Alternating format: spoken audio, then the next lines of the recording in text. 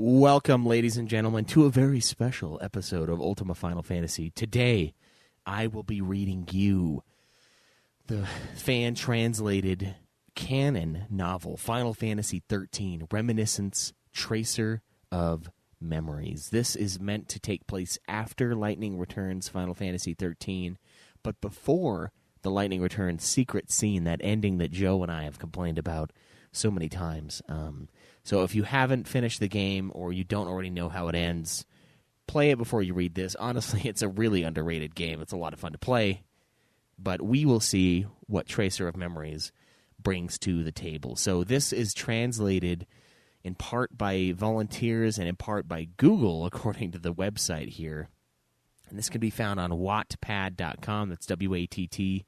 And I will have a link to Chapter 1, and you can continue to read the rest of the chapters in this podcast episode or on YouTube, wherever you have found this audio performance of this novel. Guys, it's a 10-episode novella set after the events of Lightning Returns Final Fantasy XIII, and it takes the form of interviews with the cast of the Final Fantasy XIII games conducted by Aid and is narrated in first person from her. The novella was planned by Final Fantasy XIII series director Motomu Toriyama and lead scenario writer Daisuke Watanabe. The novella is written by Watanabe, who has reiterated that the last game's ending was intended to be open, so players could imagine what would happen next, which was carried over into Final Fantasy XIII Reminiscence, Tracer of Memories.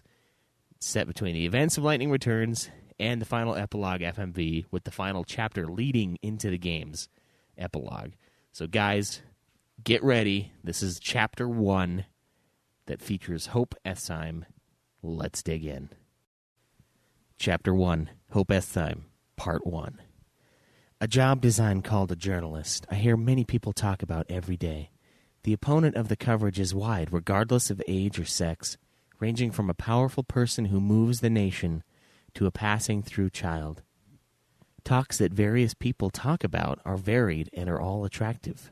I enjoy work of coverage like Mid-Hobby, and if I speak of saying that as a female journalist, he says so much, it is selling. Not sure what that means, but apart from work, I am chasing after a single mystery. It was a phenomenon that could not be explained by common sense. At first I thought it was due to mind, but as soon as I became interested, I found out more incomprehensible agreement. I got crazy about that mystery, and I wanted to unravel with my own hand. To do that, we had to listen to as many people as possible. So I always ask the people who meet in the interview, always the same question. That's a strange question. Most people are taken in and they do not answer correctly, but many people seriously talk about it. When collecting such testimonies, mystery has grown more and more. Tonight I will head for an interview. On this social situation and political economy, a hard interview with a certain knowledgeable person. After having talked about serious work, let's try usual question to chat. Will he answer? No. If he would definitely answer, I was secretly convinced. He is a researcher in the field. His name is Hope Estheim, who is a known person nationwide, but raises his achievements in a wide range of fields related to humanity and society, and enters a great deal of attention in academia. Thank you for your valuable time today. After bowing and concluding the interview, I breathed quietly. Thanks to fulfilling interview, there was a comfortable fatigue with satisfaction. No, thank you too. Hope Estheim's stunning face remains calm.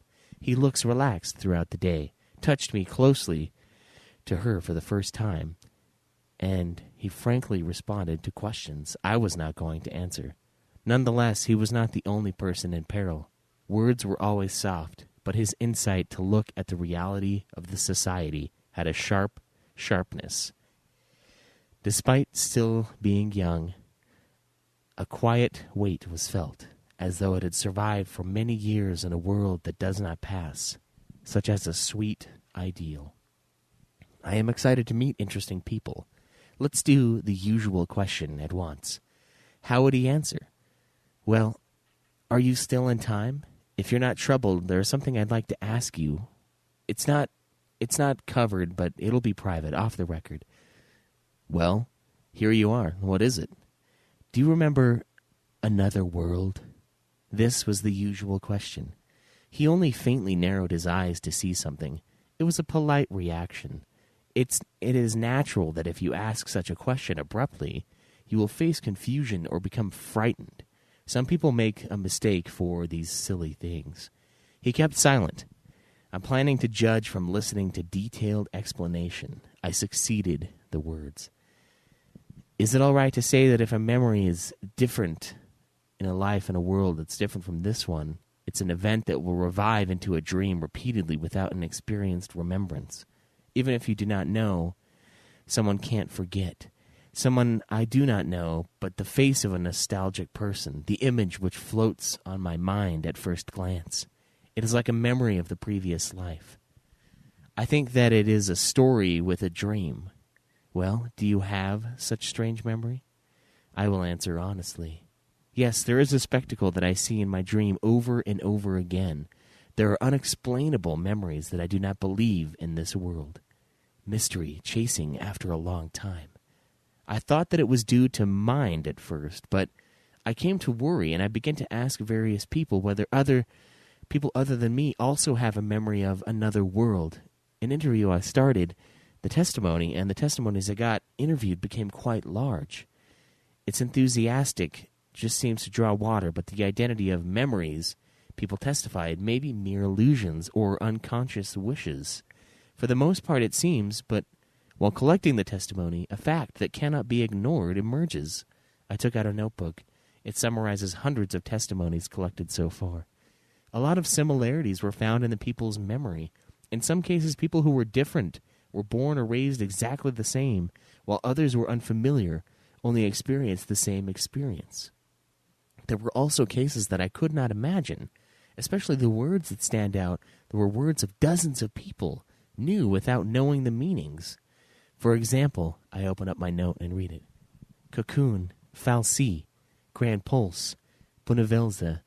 A strong light shook the eyes of Hope Estheim. Even though there were no traces of back and forth, many people used the same words to tell a similar memory. Humans leave the ground and live above the sky with Cocoon, and there was a flying around called... I stayed safe in Cocoon, and I was afraid of the outside world. Heaven's cocoon is a paradise, the ground is a hell. There are many similar testimonies. Are they at the bottom of my heart and share the same memory? Or are they somewhere sharing the past, living in a different world, and I have that memory?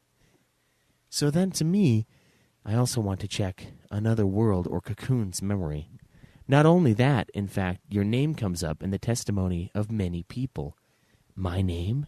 Many people memorize the person named Hope as a leader in such a way that Hope led the people, and it was Hope that supported Cocoon. So today I was looking forward to seeing you. If I can hear your story, I feel like finding clues to solve this mystery might be a reality. He closed his eyes and sighed deeply. Have you solved the tension, or did you decide your own resolution? He said after a while. Please let me know your memory, please. I will start talking. It was a sight that I had in my dream repeatedly from the moment I came. A memory that was chased after the city I lived on. The memory that I got on the train, escaping from a frozen lake to escape.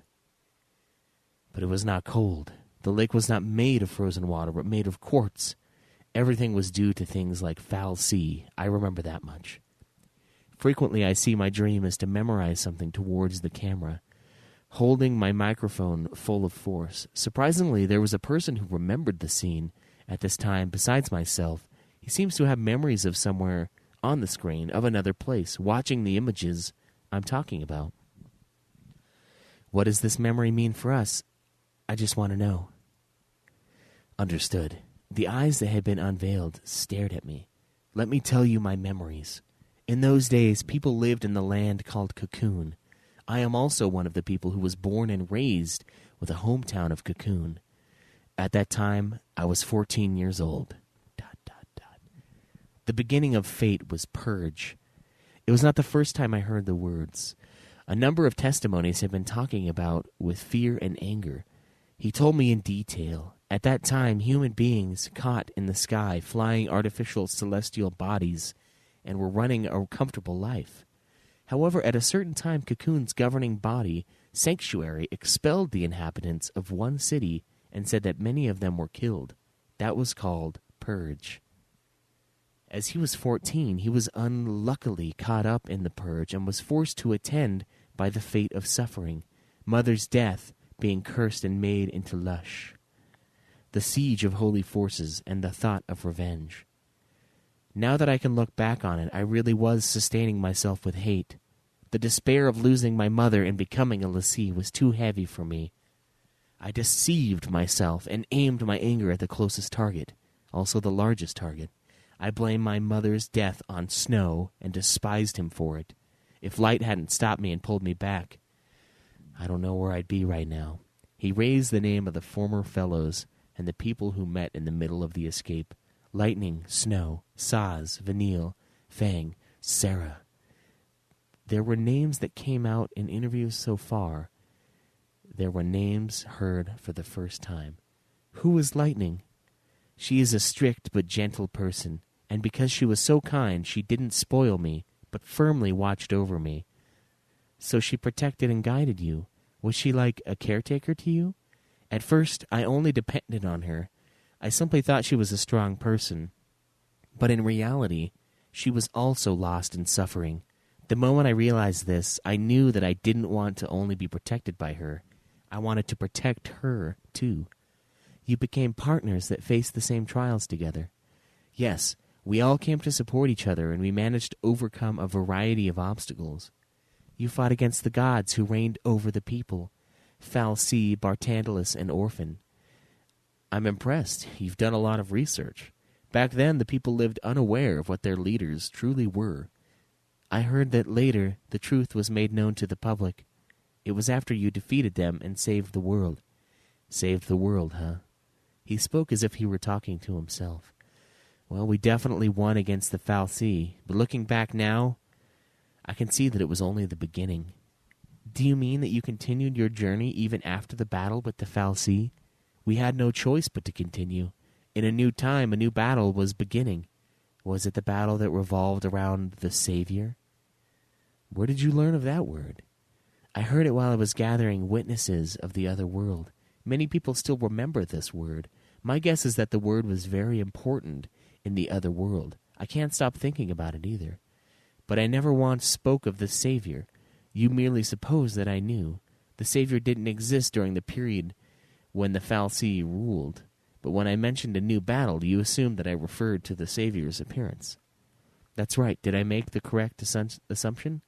Not exactly, but you were pretty close. The Savior appeared after many centuries.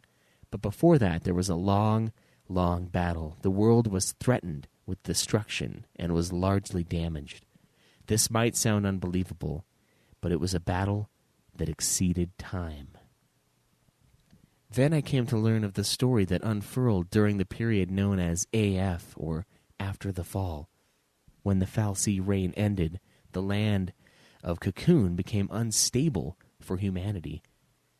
The people had no choice but to immigrate and survive on the untamed grounds of Grand Pulse. While fighting with the natural threats of the land, the people managed to carve a functioning civilization within a few hundred years. The history told by Hope Estime matched my previous gatherings. An organization known as the Academy led the way to humanity's restoration. A number of witnesses already made me aware of the defining role the Academy held in history, such as the construction of an enormous city. However, Hope's account seemed to relevantly and sequentially connect all of the reports I had heard so far. It's like hearing the unknown history of mankind. It was a trying time, especially for those who were used to living in the safe and closed-off environment of Cocoon. And on top of all of that, Lightning had gone missing. It must have been nerve-wracking for you to lose your support. Well, at the time, our memories were distorted. We believed Lightning had died and was protecting Cocoon as a crystal. However, Sarah found the truth. And the moment I heard that Lightning was still alive, I had confidence. I believed I would definitely see her again. All I had to do was push forward until then. All of my doubts had vanished. Thanks to the strong bond formed between comrades who endured a cruel journey together, am I right? It's a little different. For example, Noel and I were born during completely different eras and raised within contrasting societies. Our paths had nothing in common, but I immediately sympathized with him. It was because he and I shared the same goals. We were both doing what we could for a future where everyone could live in peace. While Sarah and Noel plunged into a battle revolving around Caius Ballad and the Cirrus Yule, you led the Academy and prepared for the looming catastrophe. You prepared for the destruction of Cocoon and the damage it would cause to the land below by constructing an artificial Cocoon. This project to save mankind required hundreds of years of work, and you brilliantly directed it to success. That project was only possible due to the combined, tireless efforts of numerous workers over the course of several generations. I merely oversaw the beginning and the end. That's right, it all ended. In AF 500, Sarah and Noel defeated Caius, and the new Cocoon was successfully launched into the sky. But that was simply the beginning of an era of destruction. Was it because of chaos? During my interviews, many people spoke of the chaos and how the invasion filled the world and could not be stopped. It sounds like chaos was an enemy that threatened the entire world. Yes, we fought against the constant threat of chaos, and at the final stage of that battle, the story to end that world began. The last story of that world, the Savior. Lightning's story. For a moment, I was at a loss of words. The Savior's identity, a truth that had weighed on my mind, was suddenly revealed to me, and rather lightly. I managed to control my flustering and asked, please tell me more. But Hope Estime smiled and shook his head. I can only share up to this point, but if you wish to hear the story of the Savior, you'll have to hear it from Light. But I've come so far. I was so close to grabbing the tail of a mystery I was desperately chasing, only to have it escape at the last second. Please, at least tell me where I can find her. I tried to be persistent, but he shook his head again. You should try to find her on your own. You managed to reach me after tenaciously gathering a variety of interviews. I believe you can meet Light, too. It seems that I'm being tested. All right, I'll try to find her, but to be sure, Lightning is definitely in this world, right?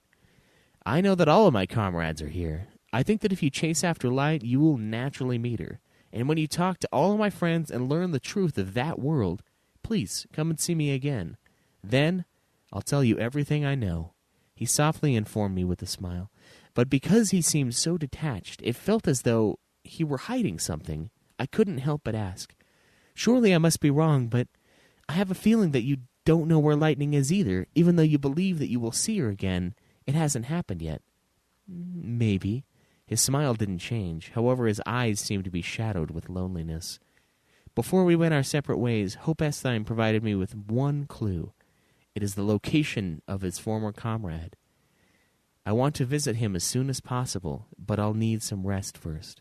At the time, it felt like I was departing on a light vacation. I had no idea that I was about to begin a long journey. Chapter 2, Saz Katzroy. A deafening explosion happened behind the scenes. I jumped over my head in a moment, pulled a white cloud, and flew away to the sky. This is an airfield near the city. It's not an airport where passenger aircrafts gather, but it is used for individuals, charter aircraft of each company, and emergency rescue machines. The shuttle of the hangar was open. A brand new airplane is parked in the center of the space where there is a concert hall. It's an unfamiliar silhouette body whose wings and torso are aggregates of complex curves. It is said to be a new model under test. There was a target person in there. In preparation for the next flight, I checked the various parts of the airframe with a tool. It seems he noticed the shoe sound of my heel while continuing maintenance. He said without turning around, "We're not entitled to non-officials, miss." "I'm okay. I got permission to interview." "It's a wonderful place to have permission. This airplane is a trade secret party." From a strange sigh, a solo show begins. "Oh, well, even if you came to steal this new type of data with a spy or something, you don't know me. This is one pilot that you are hiring. It's a pilot that you're hiring. I'll go up in the sky and fly. There's no contract to crack down on spies. Yo, spy girl, why do you not silence and miss it? If you sell this data and make money, please do not forget a drink, at least." toned with pon-pon while skipping a light mouth. The hand will not stop for a while. It's like a magic trick that keeps tools one by one and advances maintenance.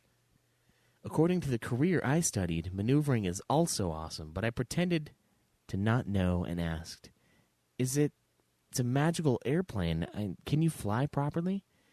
Definitely it's funny, but it's rare. But the flight characteristics are quite impressive. Obediently follow my maneuver.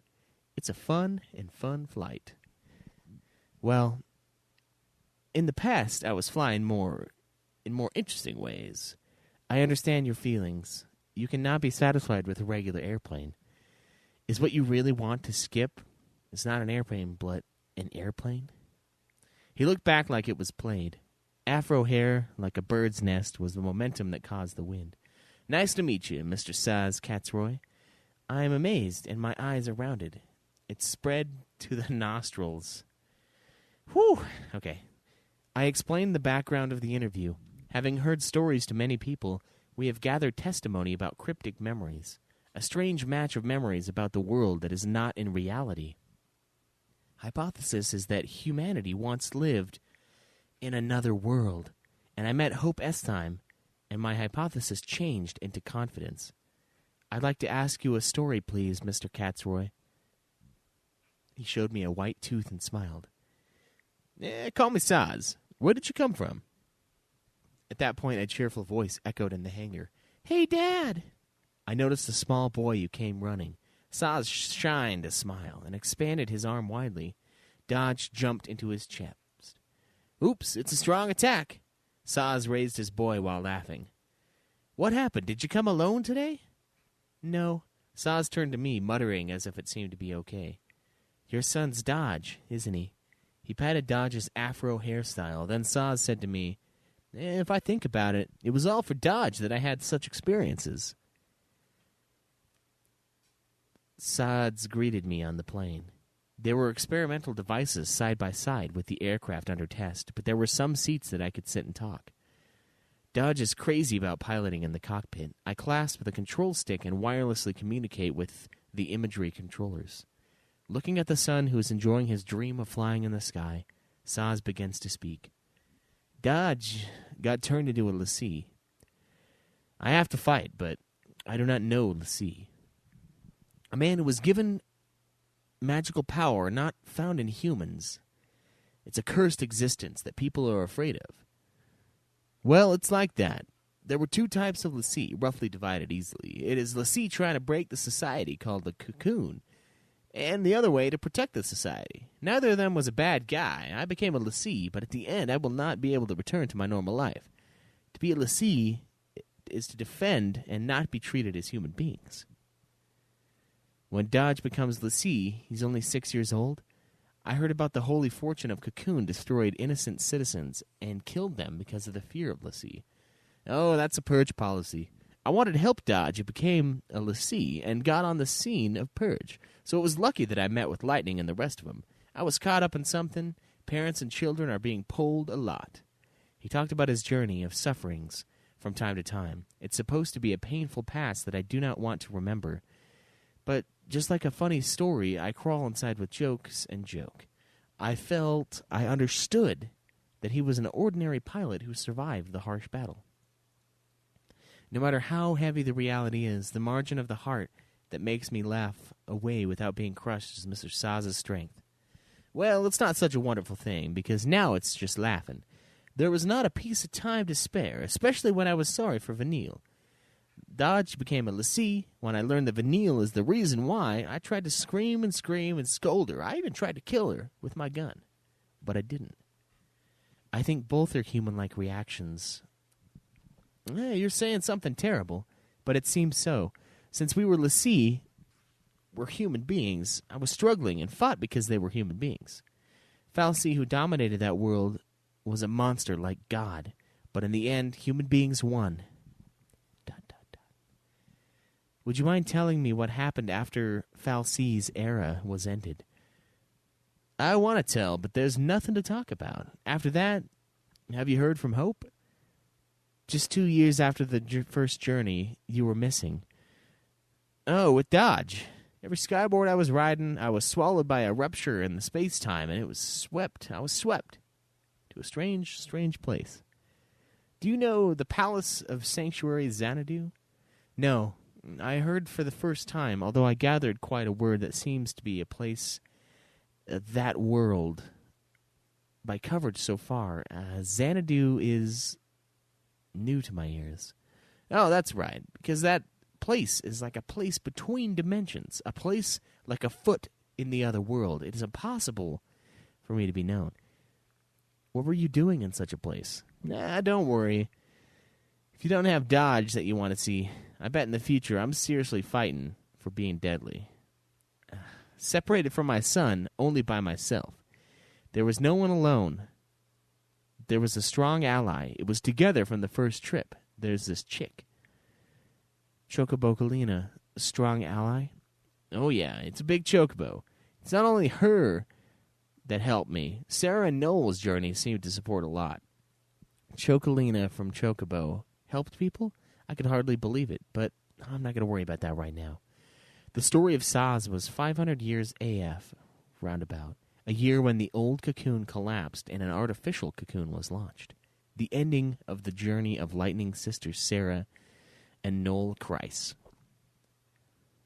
I had barely met Dodge and escaped from Xanadu, but the world has become serious. A big flood of chaos. Chaos. It's a huge energy that filled the world of death. It's a dangerous force that brings destruction and destruction. But until that time, it was sealed in the world of death. So it was said that there was not much influence on the world where people lived. It's a story I heard from the rest, but it seems that the goddess of the goddess was suppressing the chaos in Etro. But the catfight ballad caught Sarah and Noel, destroying the goddess Etro. Then the chaos overflowed our world. It's the beginning of an era of ruin. Please tell me about that era. Hope taught me that I've been to AF 500 years ago, and I don't know anything after chaos was overflowed.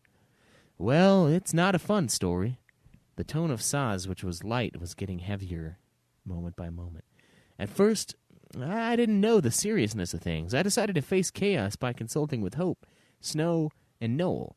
When we got together, we'll manage somehow. So let's do our best in any case. The young people are a lot of heroes. Many times they have caused miracles beyond the limits, so it's impossible to do it with death. Of course, it is not only to encourage me, I also did what I could do. I have never eradicated monsters from the chaos area once or twice. Once I cut off my words, I muttered to squeeze out, I got ruined. Dodge came to sleep. It was said that there was not any aura. Dodge, who fell asleep as usual at night, ceased to wake up the next morning. She said she never aroused, even if she spoke to me. In a hurry to see a doctor, Dodge was the health itself. No abnormality anywhere in the body. But just like a frozen heart, no matter what I do, will never get him up. He came into an unknown coma, and Hope was worried. I didn't understand anything when asked by a superior first-class scholar. I got a full head. I cannot think of anything except helping Dodge. I also ceased helping my fellows work. That is no use. Once a year passed. Soon 2 years passed. Dodge stayed asleep. I got more and more thoughtless of any fight against chaos. If you can help Dodge, why not help Dodge? Essentially is what it's trying to say. It doesn't matter if you sell it. What is it? Has everyone else become estranged? No, they used a lot of care. At that point, Hope was trying to build a system to stand up to chaos at the forefront of the people. Snow and Noel fought by stretching their body and protecting people, even though I had such a big job. I pushed a busy time and came to visit for a long time, and they encouraged me. Please do your best and don't give up. It's too bad I feel sorry. I began to avoid them for the moment. Your kindness has gotten heavier instead. Is it something like that? When you get old, you don't have a mind at all, and when you get along with me, it's almost a reclusive, wandering around, looking for ways to wake Dodge. Desperate without being found. Desperate. Unbearable. That's how many years I spent. The feeling of time also had disappeared. Among them, Hope came across Spirited Away. Is it the great classic film? Is it that spiritedness Hope is missing? Suddenly I left out a message and I disappeared suddenly. I don't know the details. It's full of dodge. Please disregard the affairs of the world. However, I understood that the world began to change with the spirited hope of hope. It was around that time that the teachings of the Salvation Center were spread wide. Vanille and Fang woke up, and the girls came out of Lumina. And finally, lightning is back. Liberators. That's the word that many people have spoken to me in my previous interviews. I've looked it over, but I don't understand what the liberators existed. The important things are not understood. Everyone, including me, has only fragmentary memories. But you guys, I could not suppress my doubts. It's been a while since I met Hope Estheim. You and Mr. Hope are special existences. I definitely remember the event in that world. But we're different. There is no memory left idly. I wonder what kind of person I was in that world. I can't even remember my name. What do you think makes the difference? Did Saz fight desperately? Did the memory become firmly carved? How come? That certainly fought desperately. But we were not desperate. Neither the purged citizens nor the military soldiers were desperate. Well, there was the difference. Was it the power of the Lassie? I don't understand it very well. But if memory is bad, it may be possible to remember by some reason. I wonder what kind of person I am. At the end of the interview, I tried listening to the current location of lightning and snow, but I didn't know. I do not know if I really don't know. I knew it and hid it. There is a possibility that I judged that it was not easy for me to visit and stepped into their past to steal their memories of a painful fight. It seems to be that I'll have to find it out by myself. Suddenly there was a sign of someone getting in from the hatch of the aircraft. "Hey, baby!" Dodge, who was engaged in pilot playing, shines at once. It seems that he heard the footsteps. "Hurry up, all of you waiting?" It was a long-haired woman who decided the deliberate salute and raised her voice. "I'm not sure how old I am. It's a lively and youthful atmosphere, but there is a dignified dignity. I'm not waiting for you." Saz was blurry, but a woman of unknown age did not listen.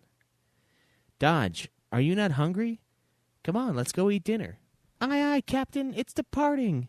Dodge and the two of us are running frantically, running out of the machine. Saz got a sigh while looking at me, looking at her with a shabby face in a state of grief. It seems that the hardship does not run out, and it seemed to be happy. I felt like I was able to separate the warmth. I took the opportunity to say thank you for the interview, and we parted from Saz. I was stopped when I was about to return. The woman approached me. She was laughing meaningfully, and then suddenly took my hand and pressed something into it. What is this?" "Choco Ringling." As soon as I told you that's the answer, it's a flashy wink with a big toy. I don't understand what it means. I instinctively diverted my eyes and looked at what was handed over. It's a small piece of paper. There's something written on it. Addresses and a name. Is it a restaurant somewhere? "Oh, is this?" She raised her face. Yellow feathers like cotton were only softly drifting. Chapter 3. Get Back, Nora. The unidentified woman who met Saz Katzroy with the piece of paper delivered only had the name of the shop and the location of the shop. I had never heard of it. I searched for a cafe restaurant, but I can think of it as a store anywhere. It is not included with the class of guidebooks. As far as I saw, the picture, I didn't seem to have a special place in the store, so I decided to check with my own eyes. I took an airplane and flew all the way to the beach in the south. Trusting only with suspicious notes, it's a shame that while going out for interviews without any prospect of meeting anyone, still, I couldn't suppress the feeling that I had to go there. When picking up a taxi at the local airport and telling the store name, the driver made a surprised face. That shop is, so to speak, as a local place. Most customers in the vicinity are unusual for outdoor travelers like me to visit. The taste is certain, is it not? It seems that the driver himself is also a regular. I ran for a while on the coastline road and reached the cafe facing Nagase. It's a shop called Nora House. The shop was crowded with not too many people, but the atmosphere of the talky guests was comfortable. As the driver said, customers seemed to have many local individuals. It seemed familiar to the store clerks, and a circle of intimate conversation was made with tables here and there. I did not know which dish was delicious, so I ordered a Nora special. I finished eating, and I was puzzled. The taste was pretty good. I couldn't believe that the shop wasn't more popular than it is.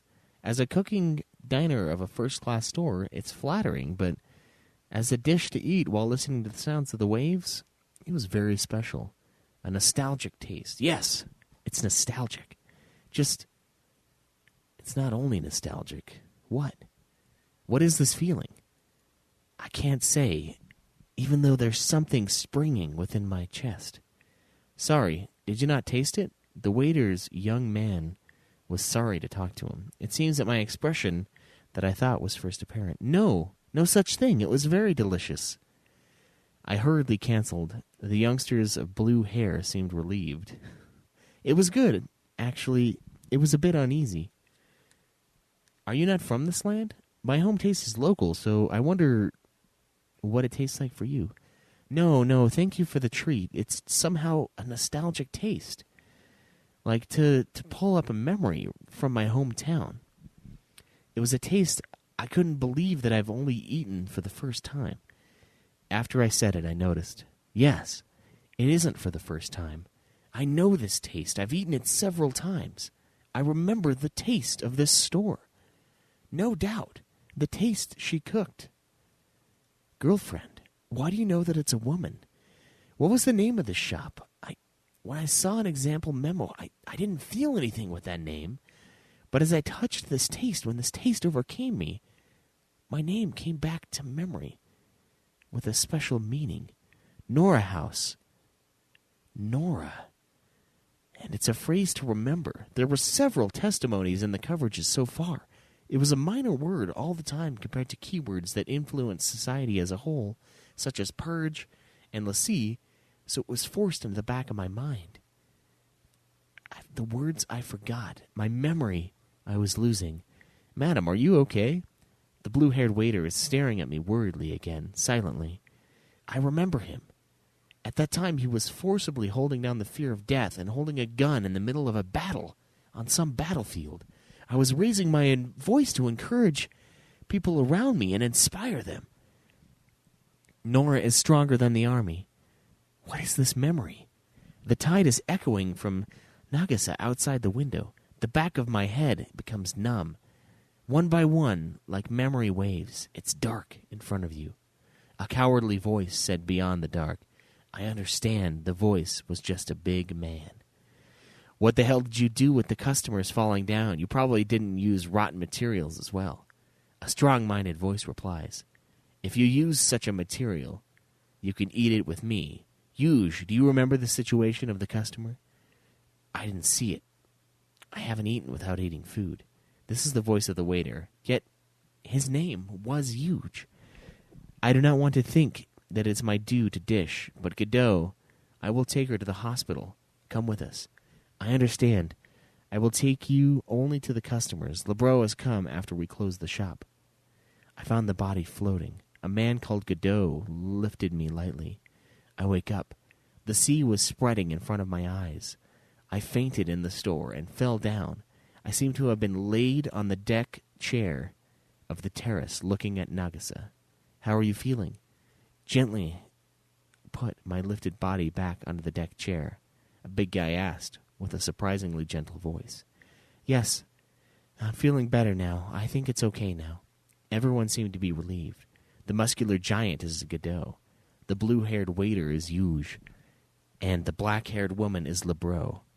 Suddenly a question came into my head, and I asked, well, do you not have a Maquis today? Oh, he went to the junk store to buy some clothes. Godot noticed before finishing the statement. Lebreau and Huge changed their complexions. You know Maki? I remembered. It isn't clear whether it's a previous generation or another universe, but in the world I was called Cocoon, I met them. The innocent people were exiled by the command of the ruler, and the tragedy which is deprived of life by military attacks, there were young people desperately fought in pursuit of the purge. Although he was not a professional soldier, he took the weapons for the citizens and took the initiative to face the army, and that was the group named Nora. Members of Nora resisted the attacks of the military, pulled the surviving people together, and fled to the uninhabited area in Cocoon. These three men and a woman, Snow, also central figures of the group. Godot is an indomitable fighting spirit during harsh environments, and Lebreau is a spirit and cuisine. Yuge is a delicate attitude, and Maki is an outstanding engineer who supports people in his own way.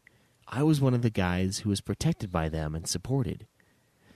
I revealed the history of the interview so far, having chased after the memory of the people about the world in which Cocoon existed. I met Hope and Saz. Ugu noticed while I was talking. I remember you. It's a reckless journalist who infiltrated to reveal the actual state of Purge, right?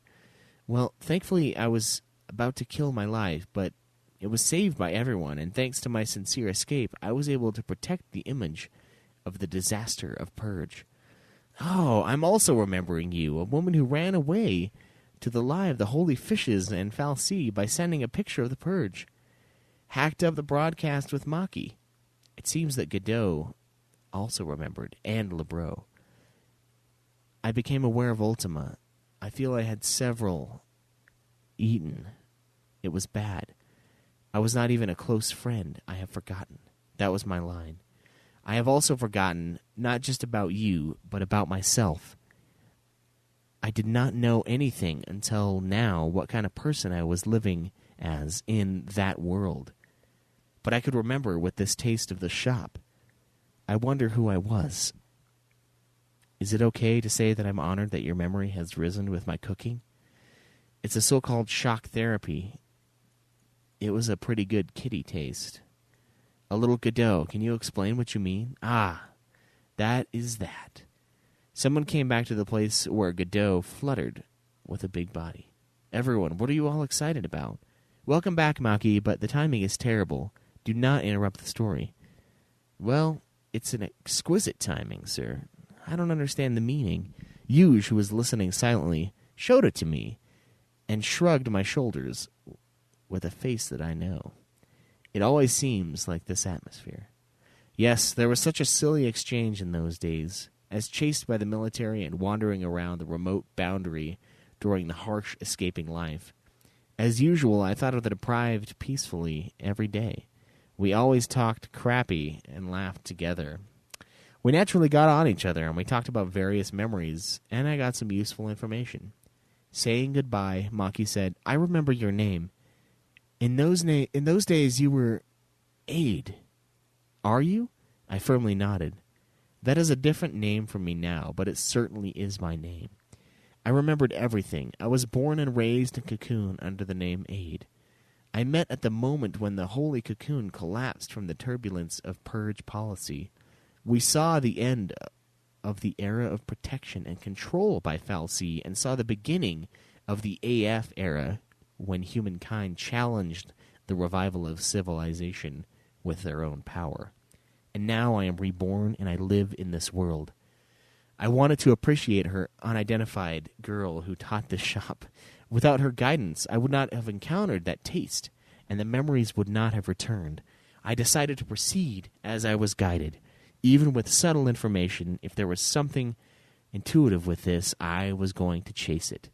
Nonetheless, the information we got at this store wasn't subtle. Information on the person who knows the core of the battle over that world. Lebray taught me secretly about the place where Sarah Farron lives. Sarah Farron, Lightning's younger sister. Chapter 4. Sarah Farron.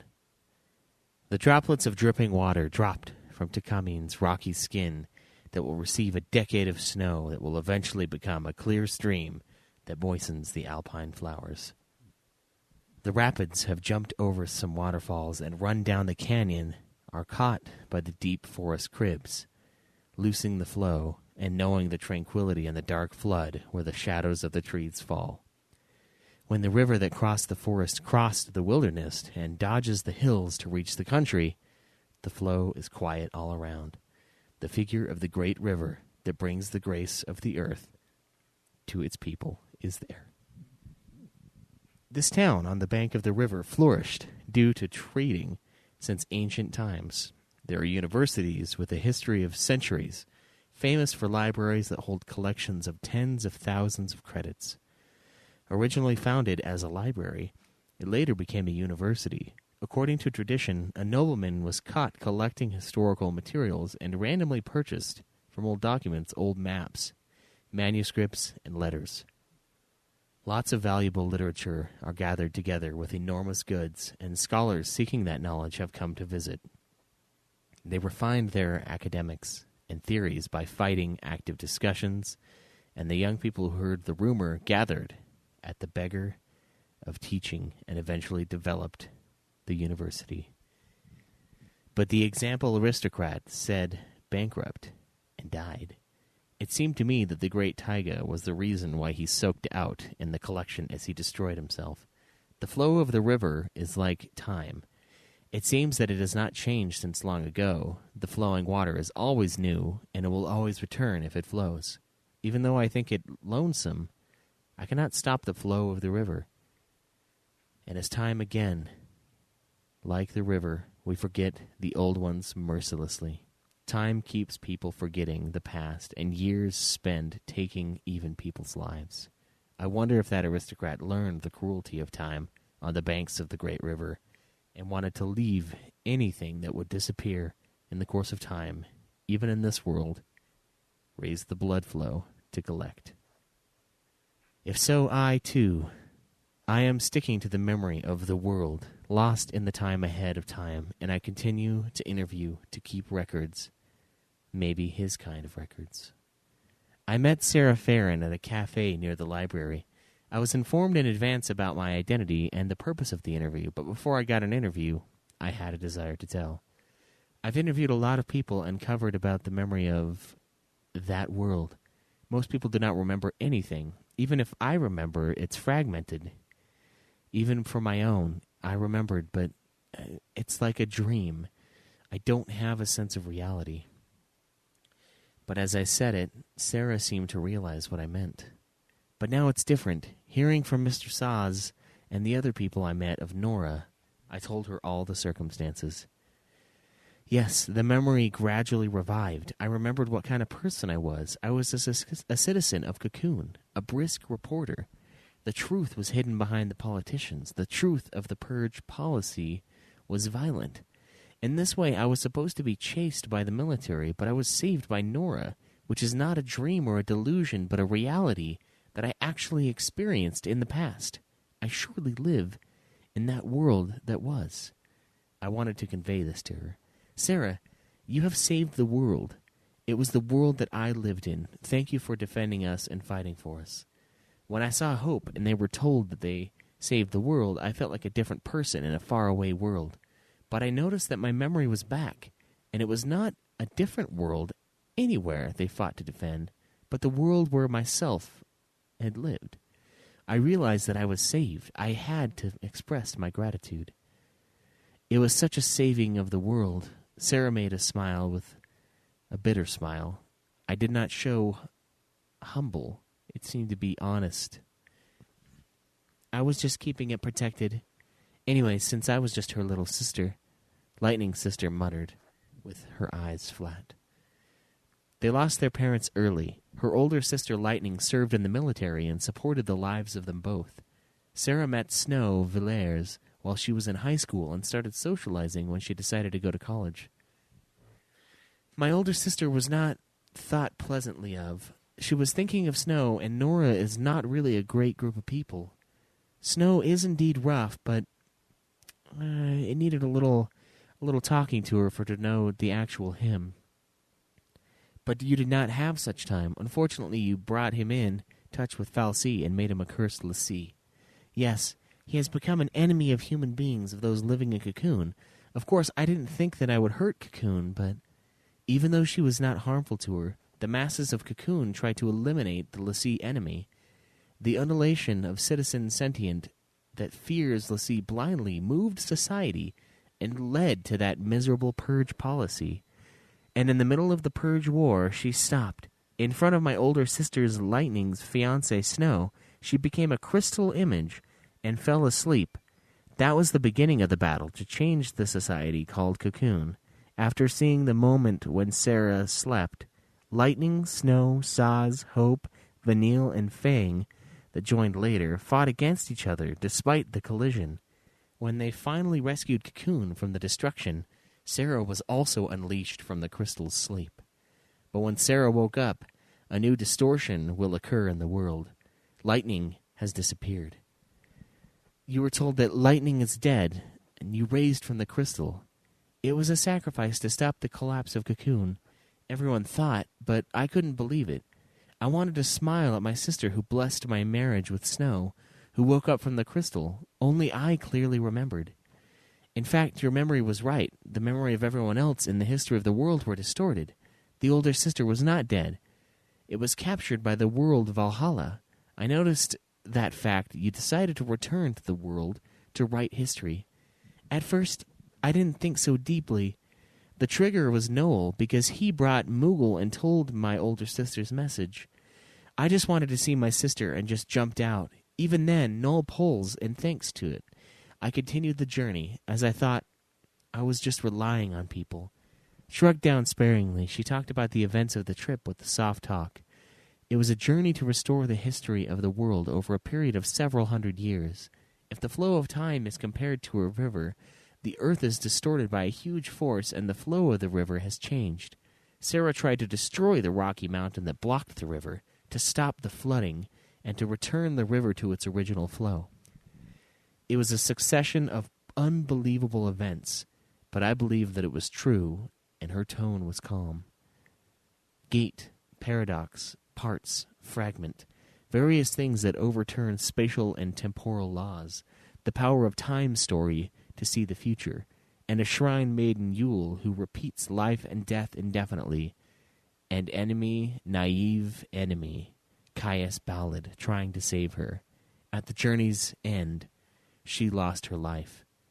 And my older sister also protected me, hugging and protecting my dead soul, so my older sister became a crystal. I was always together with my sister.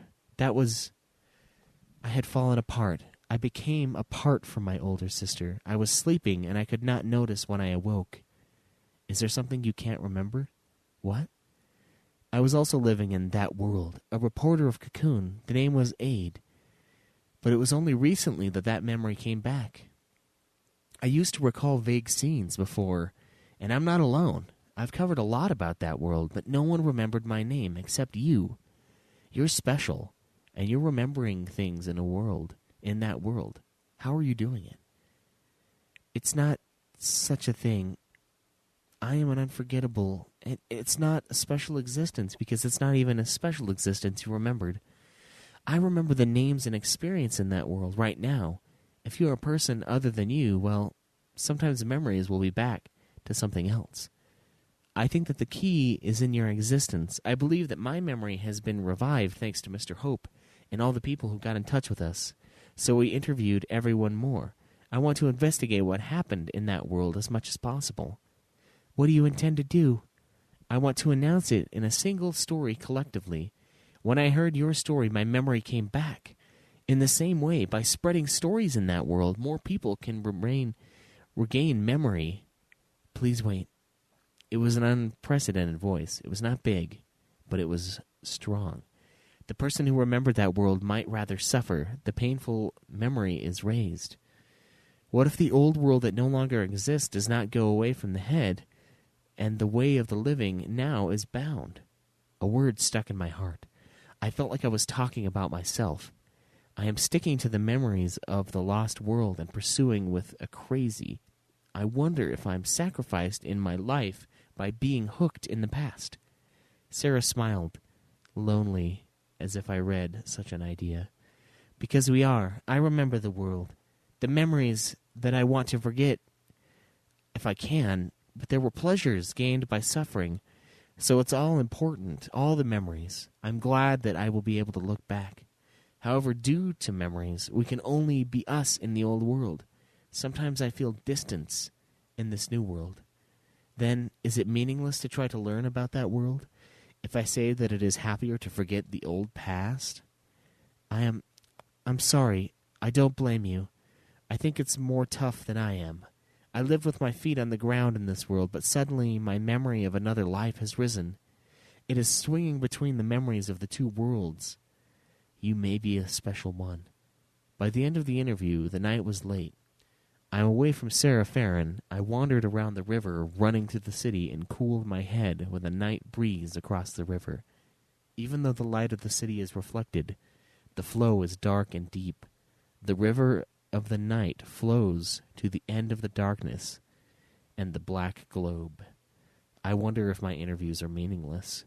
If you compare the flow of the river to the flow of time, my action to follow the memories of the era that no longer exists, my behavior that passed away, is the folly that tries to pick up the water of the river that once flowed into the sea long ago, isn't it? How much water you scooped, salt water, not doing anything anyway. Sarah, however, said, "What does it mean for this world to follow the memory of that world? I do not know. But you are different. While living in this world, you remembered that world. I think that you can find the appropriate meaning. I want you to know everything." So I decided to prepare. It seemed like I was transmitting to her. With a certain force on her parting handshake, she taught me where Snow Villiers was going. Chapter 5. Snow Villiers. Aid waits at a rundown bus stop next to a highway in the middle of nowhere. She looks at the green fields all around her and thinks that while the countryside may be a boring place for most everyone else, the lack of action is probably what Snow likes about it, after having fought in that other world for so long. Aid knows she could have made an appointment in town, but Snow enjoys riding his motorcycle on this stretch of road, and Aid felt that it would be a good place to hear his story. Presently Snow and his motorcycle comes into view, and he stops by the bus stop to inform Aid that she won't have any luck catching a bus. The line's been abandoned for some time now. "Not a problem. I was waiting for you." "Yeah, you don't look like a hitchhiker." "I heard about you from Sarah Farron." At this, Snow cuts his engine, and they move under the shelter of the bus to stop and talk.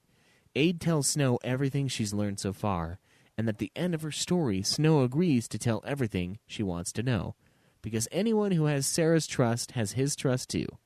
Snow then relates his story from the beginning. When he gets to the part where Sarah dies, he falls silent, and Aid, sensing that it must be a painful memory for him, even with Sarah alive now, quickly changes the subject, asking to hear about the Age of Chaos. Snow continues with this story in Lightning Returns, and we find out that right after Chaos began taking over the world, everyone took shelter in the man-made cocoon, the Ark in the sky. Hope, with his charisma, naturally became the leader, and the Council de Renaissance, French for Council of the Rebirth, was established. Hope was the brains in charge of the big picture, while Noel, Snow, and Saz, who flew about in his airship, dealt with the monsters. But as it turned out, mankind not being able to age became the bigger problem. Aid had already guessed that at some point everyone must have been immortal, because some of the people she interviewed claimed to have lived for hundreds of years. But Snow corrects her. They weren't immortal. It was still possible to die, and with no children being born to humanity, it was doomed to extinction, something the Council de Renaissance did their best to prevent. Things were going downhill. The land we could live in was consumed by the chaos, little by little, and even Benevelza, up in the sky, couldn't escape the damage. Benevelza. I keep hearing this word, but what does it mean? It's the name of the cocoon we made, and also the name of God, our biggest enemy. Huh? I'll get back to that later. Anyway, the man-made cocoon began to show wear and tear, and we knew it wasn't going to be able to shelter us forever. This is when the Fal'Cie Pandemonium showed up. It sprang into action and began working at great speed on the lands outside of Cocoon. What kind of action do you mean? This was a fal'Cie that made things. It began cultivating the lands beside the sea and building homes for people to live in, even though no one asked it to. In no time at all, it built something like a city, and then another one a little ways apart from the first. The first eventually became known as Luxurion, and the second became the foundation for Yuznan. So everyone in the man-made cocoon moved into the cities the fal'Cie built. Not at first. We were suspicious and stayed away from it for a long time. You can't trust fal'Cies, and there wasn't a message or anything either.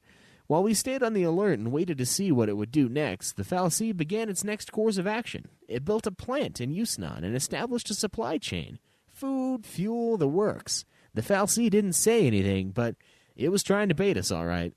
Leave your man-made cocoon and come here, you could almost hear it say. Snow explains that it was a difficult decision to make. After years of debate, the Council de Renaissance decided on the exodus to the lands of the outside. Their reasoning being that if everyone continued to live inside the cocoon, already deteriorating from the effects of the chaos, nobody would live for very long. Also, the man-made cocoon formed the core of all their technology. So if it were to suddenly stop working, it would spell disaster for mankind. Having everyone move outside and gradually learn to feed and shelter themselves while also making use of fal'Cie pandemonium supplies was their best bet at protecting Cocoon and the technology inside. You relied on the fal'Cie to feed us, and it was like we were back to being livestock raised by the fal'Cie. And sending people out of the man-made cocoon, even though it was still technically safe, to the world outside, it was like the purge all over again. And I thought, still, there was really no other way. We led the first expedition to the surface. We tried to be self-sufficient so we wouldn't depend on the fal'Cie too much.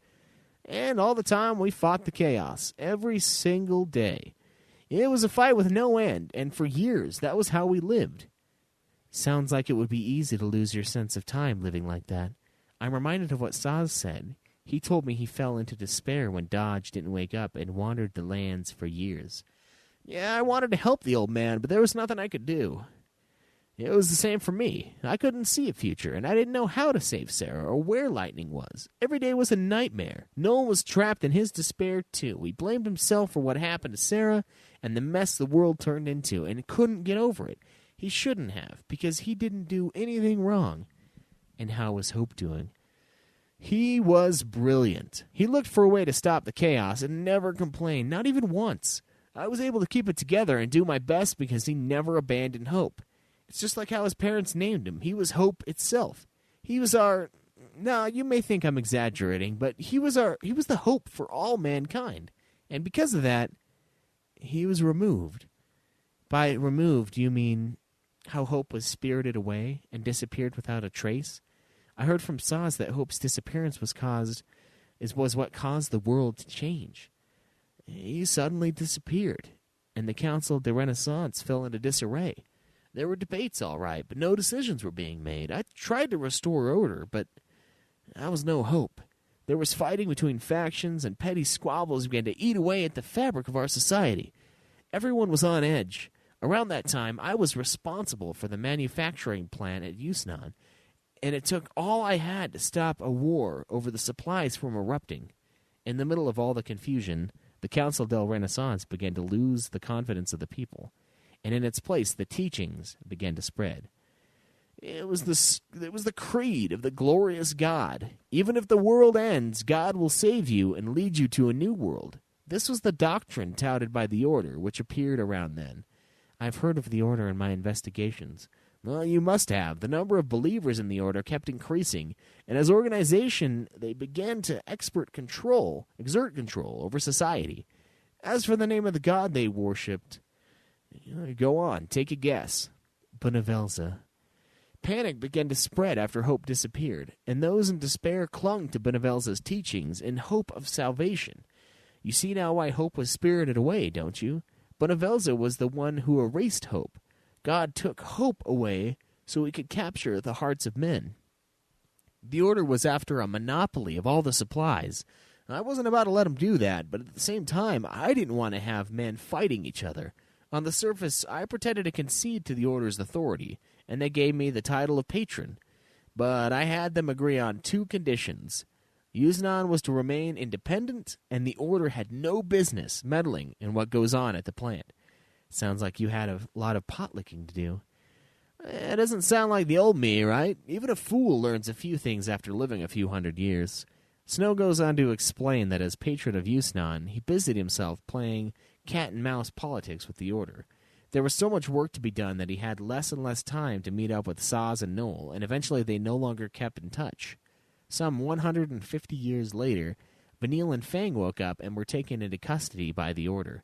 Benevil's hand was definitely behind that, too. Falsi Pandemonium turning up, Hope has gone missing, everything was part of God's plan, and the finishing touch was the Savior. Snow explains that, according to the teachings of the Order, the Savior purifies the souls of men and leads them to the new world. What do they mean when they say the soul is purified? Yeah, it means you forget everything. The people who have died, your past memories, let's forget them all and be reborn in the new world. In that case, the reason why we can't recall our memories from that other world, that's because our souls have been purified, isn't it? In the process of being reborn from that other world within the cocoon to this planet here, the Savior, Snow waits for Aid to finish. And Aid, thinking she's finally hit upon the truth, asks, Lightning erased our feelings and memories, didn't she? There's an edge in Snow's look for a brief moment, but the tension disappears at once, and Snow informs Aid that she has come to the wrong conclusion. Lightning fought Benevilza so that everyone could hold on to their memories, and Aid herself is proof of that. Me? Your memories didn't disappear. You just couldn't remember them properly, and you recovered your memories in the process of interviewing us, didn't you? True, but in that case, I'm all the more confused. I began my investigations hoping to learn the truth behind my vague memories, but after meeting all of you and getting back my memories of that world, I now have a different set of questions. What is this world I currently live in? Why did the world turn out this way? Now I think the real purpose of my mission is to find the answer to this. Hey, so you do know what you're doing, after all. Any doubts you have to figure out the answer for yourself. That's the path you've chosen, after all. Snow assures Aid that she'll have her answers once she meets Lightning. Aid asks Snows for Lightning's location, but Snow dodges this by saying, No can do. There's an order to things, you know. You try barging in on Lightning and lobbing your questions at her just like that, out of the blue. She's real scary. She'll send you running. Aid suspects Snow of not actually knowing Lightning, but she also doesn't think he's one to lie for no good reason. Well, thanks for the warning. She sounds like a difficult person. I don't know if she'll even hear me out if I go to meet her. Don't worry. Don't just ask questions. Let her know how you feel, too. She'll answer that, I'm sure. My feelings? That's how I was, too. I held him back, and I wasn't able to trust Lightning when she returned as the Savior. So I took out my feelings on her, and that was how we understood each other. Aid tries to think of what she wants to tell Lightning, but draws a blank. Snow then arranges for Aid to meet Noel. Chapter 6. Noel Chryse and Padra Yule. It is 7 in the morning, and Aid is navigating her way through a market that has already begun showing signs of activity. She is somewhere in the subtropics, and all around her, people are dressed in colorful ethnic costumes. Okay. From the market, she enters a back road, and at the end of the alley, there's a wooden 2-story house. A little plain, but far from shabby. It's an open structure, suited to the humid climate, and the door might as well have not been there. Aid calls out a greeting as she enters the house, which turns out to be a lot better kept than expected. So it's you. A voice calls out from the second floor, and there, leaning on the railing of the open stairwell, stands a young man. The sunlight from the windows leaves his face in shadow, but his eyes gleam in the dark.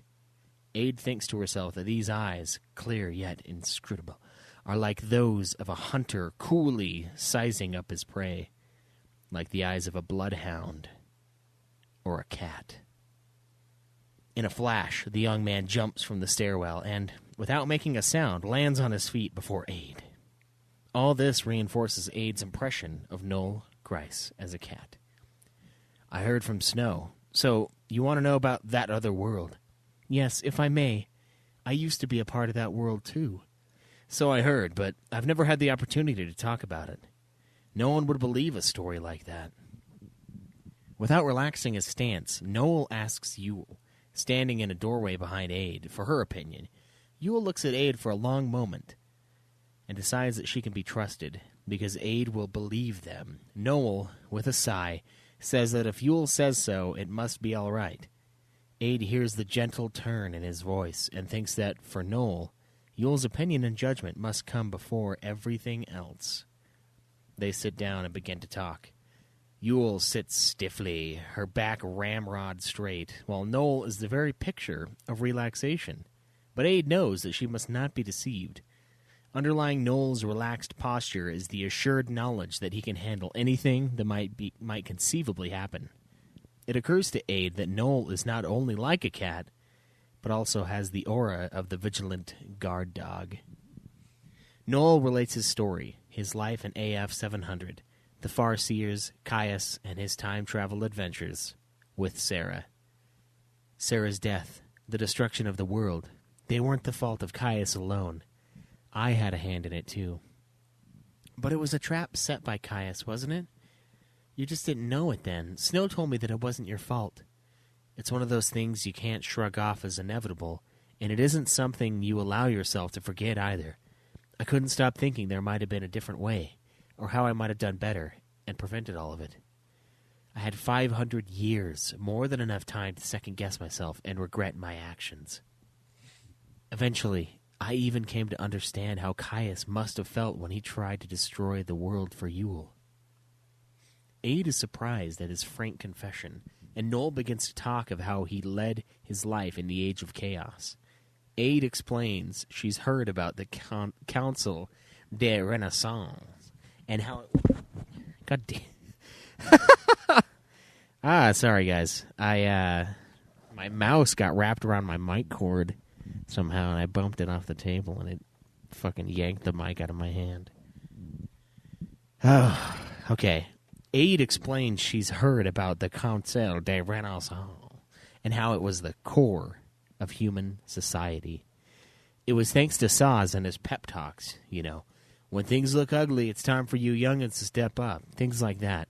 I was grateful to have work to do, to fix my mistakes. I couldn't think my way out of the darkness, and without something to do, I would have lost it. You were deeply troubled by what you'd done to the world, I see. But I also heard that you teamed up with Snow to fight the monsters originating from the chaos. Well, it wasn't just the two of us. A lot of people joined in the fight, too. We formed something like a patrol. Snow was our captain, but I guess the boss describes his role better. He rallied the troops and was the first to charge in whenever there was danger. Were you his second in command? Technically I was, but most of the time I broke off from the squad and went at it solo. Recon and infiltration missions, hunting down monsters, that sort of thing. So you were a one-man flying column, or should I say, a lone hunter. One-man flying columns. Gotta watch out for those. It's not as cool as it sounds. To be honest, I was a little afraid of showing myself in public. I damaged the world, and because of that I could never bring myself to work at the center of society like Hope and Snow. I was ashamed, felt I had no right to the light of day, so I decided to do my best for society from the shadows. Snow understood, and he was okay with letting me do things my way. So the both of you trusted each other. But I heard that when you first met Snow, in your time travels, the two of you didn't get along. That was a given. He was too reckless. At that time, I was desperately doing my best to protect Sarah, and yet there he was, biting off more than he could chew, and this close to kicking the bucket. I thought, I'm trying my best to protect your sweetheart here, and you're going to go up and die on her first? It was only natural for me to want to say a thing or two to his face. You couldn't stand his type? Not exactly. I think I must have known deep down that he was a good guy. Maybe I was afraid he was going to push himself too far and buy it. So I gave him a piece of my mind, even though it really wasn't any of my business. Aid suggests that Noel now see things as they are, and is able to understand how he and Snow felt back then. He was definitely reckless, but he wasn't only reckless. He drew out the best in people. He never grew out of being the kid who thought he was the king of the sandbox, and everyone around him had to make sure he stayed out of trouble. And I think, maybe all of us who watch over him end up being inspired by him to do our best. That was what I came to understand in the Age of Chaos. After years, decades of fighting, when everyone was exhausted and about to throw in the towel, Snow was out there in the front lines, risking his life, and he showed all of us what the back of a fighter must look like. He risked his life to put the wind back in our sails, and we fought. We found courage in his actions. I see. He was the hero whose actions spoke louder than words. I couldn't protect the person he loved, Sarah, and he should have hated me for it. And yet he never once said a word of accusation. Noel briefly pauses here and continues, a little shakily. That was too much for me to bear. It even occurred to me that it would have been easier on me if he'd yelled at me. Sarah, the chaos, everything. If only he had yelled, "It's all your fault," I might have been able to defend myself, to tell him, "No, it's Caius' fault," shrug it all off. I even went as far as imagining that. You must think that's very self-centered of me. Aid is sympathetic. She mentions that was also what happened to Saz. She felt guilty for being miserable and began to distance himself from the others. First I've heard of it. So that's why Saz stopped meeting us. But I know how he must have felt. After 300 years living in the Age of Chaos, I began to see everything in a negative light. And then that happened, and that was the final blow. You mean Hope being spirited away? I know now that Bonavelza was behind it, but back then, we had no way of finding out what happened. I thought there was no way Hope abandoned all his work and disappeared. He was too responsible to do something like that, and he'd worked so hard to save the world. And besides, Hope wasn't the only one who disappeared. The scientists working on their research in the man-made cocoon also went missing. All of them. What kind of research were they doing in the cocoon? It had something to do with controlling the chaos. You'll have to ask Hope for the details. Anyway, there was no explaining it, and the Council de Renaissance fell to pieces trying to pass the buck around. It was dangerous times upon our society, and Snow and I had our work cut out for us trying to maintain public order. Eventually we got so busy we no longer had time to meet up. In the meantime, the salvation of God began to seduce the hearts of the people. Almighty Bonavelza will lead us all to the new world. That was the teachings of the Order, whose influence began to spread. The Order had most to gain with Hope's disappearance. I thought it was possible that the Order had actually kidnapped Hope, so I went on an infiltration mission to find out. And did you find any evidence of that? Not a single one. Still, the Order's way of doing things didn't sit right with me. They said they were saving souls, dressed their words all pretty, but the moment they were in control, they cracked down on everyone who defied them. So I snuck into their cathedral and, well, gave them a stern warning. Because of that, some people began to call me the Shadow Hunter. Meanwhile, I heard that Snow was trying to prevent the Order from monopolizing the supplies, and he chose to compromise to avoid direct conflict with the Order. When I found out he accepted the title of patron from the Order, I thought he'd sold his soul to the teachings of a shady god. But deep down, I must have known what he was thinking. Battling it out with the Order would mean men killing each other, and the way he handled it allowed him to retain some control of Yusnan and the manufacturing plant, while also keeping the Order at bay. I knew that was the truth, but at the same time, I didn't want to understand. Without hope to hold them together, the old friends drifted apart. 13 years before the end of the world, Vanille and Fang woke up. But Noel had virtually nothing to do with them. At the same time, rumors of the Savior began to spread. That was when that girl Lumina appeared. Nobody knew where she came from. It was a mystery, because no children could have been born with the chaos around. And then the Oracle Drive turned up. I've heard about Oracle Drives from Sarah. They're the recordings of future prophecies seen by the Farseers every generation of Yule. I know it all too well, and that was exactly why I was deceived. Deceived? It was a fake prophecy Lumina made. The things recorded, they were nothing more than images of a future I wanted badly. Meeting Yule again, living our lives together in peace. It was a future I wanted to make happen, and to have it I would have done anything. I suppose you were looking for your salvation in the prophecy. What drove you to it? Despair. It was beyond what I could shoulder, so I clung desperately to hope. I thought to myself, I don't care if I have to stain my hands with blood. The prophecy, it told a certain story. If I defeat the Savior, if I defeat lightning, a future of peace awaits us. So I tried to kill her. You had no qualms about fighting lightning? Do you remember? I said I know how Caius must have felt. Sarah's death, the destruction of the world. I continued to beat myself up over my past mistakes, and it was despair I held on to. I could no longer think positive. It left a bad taste in my mouth. You lived for far too long without any peace of mind, and because of that you chose the path of destruction? I think it was the same with Caius. It didn't matter how many times he lost Yule. He couldn't even kill himself out of despair because he was immortal. And that's why he made the wrong choice and decided to destroy the world. I was like that too. Looking back, I wasn't the only one who lost it. Snow and Saz, they each had their own problems and couldn't see their way out. All of us were a little unhinged somehow. But the Savior, Lightning, returned and freed the souls of the people that had up till then been trapped. What were you doing at that time, Yule? You should have died in AF 700. My soul, our souls, were with Caius, together with the souls of all the priestesses named Yule. We were a vast number of souls merged together, and because of that we didn't have a structured consciousness or will. We existed only as a free-floating, innocent desire. She was in the shrine in the Wildlands, not so far away from Musnan or Luxurion. I had no idea she was so close at hand.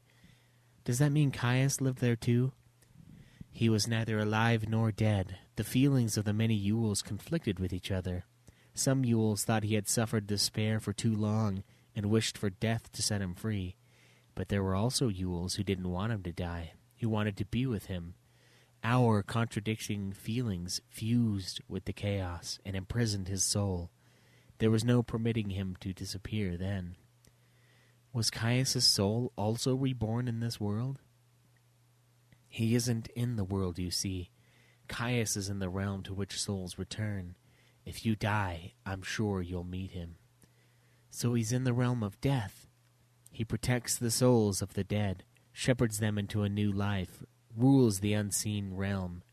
That is what he does. Aid wraps up the interview, and the three of them pay a visit to the market. It's just about lunchtime, and the marketplace is bustling with activity. There are looks of deep contentment on the faces of both Noel and Yule, and Aid thinks she knows why they chose to live among all this hubbub. For two souls who have known only an age of loneliness, the lively atmosphere must be a source of great comfort to them. Yule, who had been stiff and careful with her words in the interview, is now an entirely different person. She dances through the streets, pointing out curios to Noel with eyes that sparkle and a laugh that comes easily. Noel, a gentle look on his face, watches over her. Aid thinks it will be many, many years before the two of them will meet Caius Ballad in the realm of the dead again. They have lunch together, but before they part ways, Noel writes where to find Fang and Vanille in Aid's notebook. You'll find Fang and Vanille here. Snow actually asked me for a favor. He told me that if, after meeting you, I think you can be trusted, I should let you know where the two of them are. Noel then lightly complains about Snow and his lack of responsibility. He shouldn't have left such an important decision to someone else.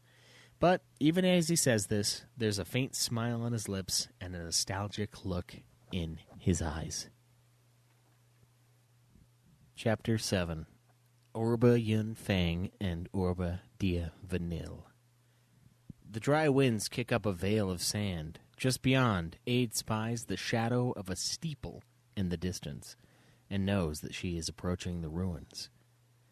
Her destination. She has just been to the village, little more than a collection of cattle ranches among the rocky wilderness. The village community is small enough for every face to be familiar, and it is thanks to this that Aid quickly tracks down the two women. The villagers tell her they are often seen in the ruins some distance away from the village. As Aid makes her way there, she thinks she understands why the two women have taken a liking to the place.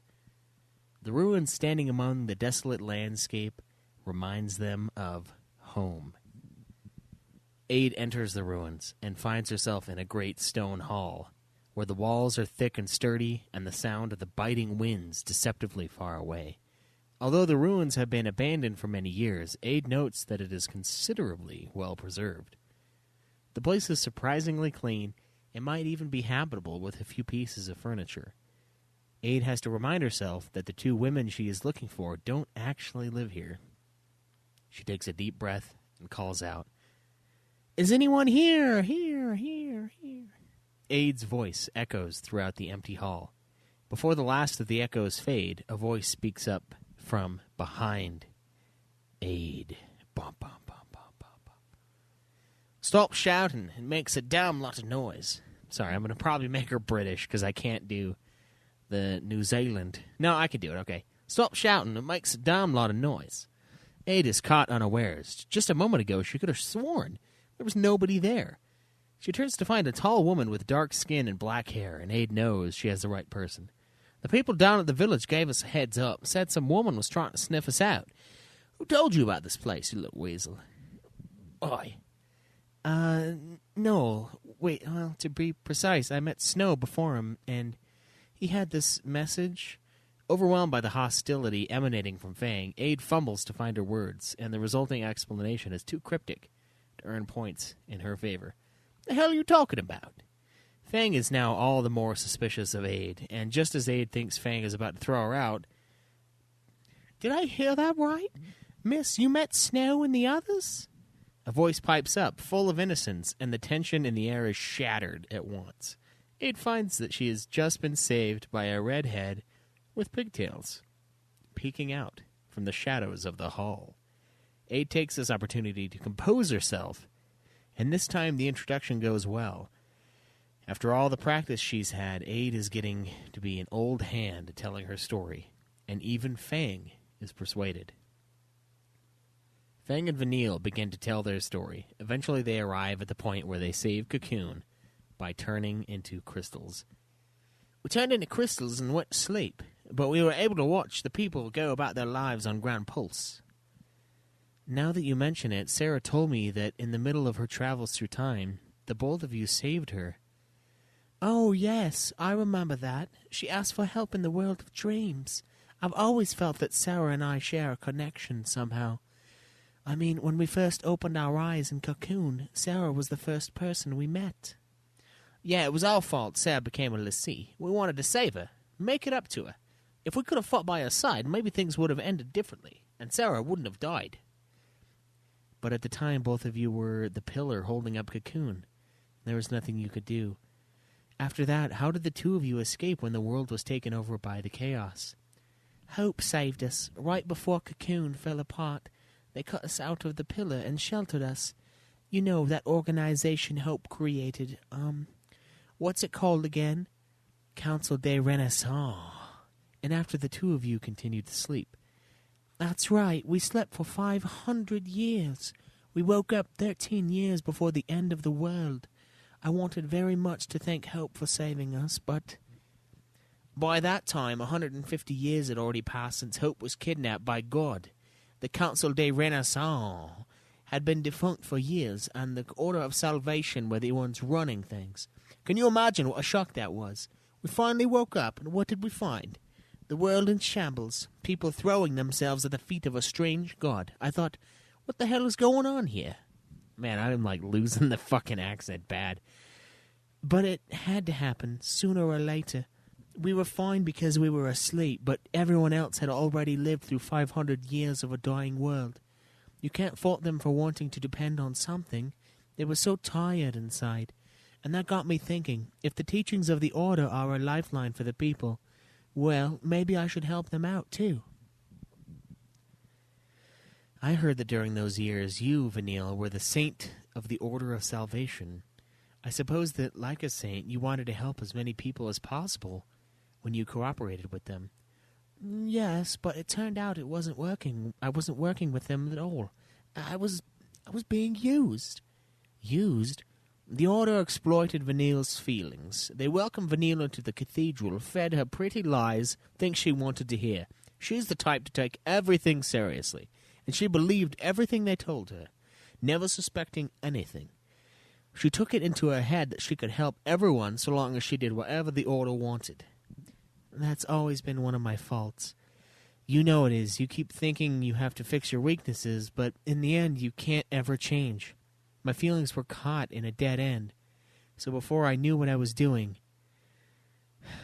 I'd bought into the Orders. No, God's plans. Oh shit, I lost the fucking accent again. God, you're talking about the glorious God, Benevelza. Snow said that Benevelza was also the one behind your awakenings from the crystal. Is that true? Who knows? Seems like it's the most plausible explanation, but for all we know, Lumina could have been the one behind it. Lumina, the girl who appeared when the two of you woke up. The first child to appear in 500 years in a world where children are no longer born. Put this way, you can't help thinking of her as some kind of holy child of God. Holy my ass, what a shitty little brat. Like chaos personified, but for whatever reason she was really attached to Vanille.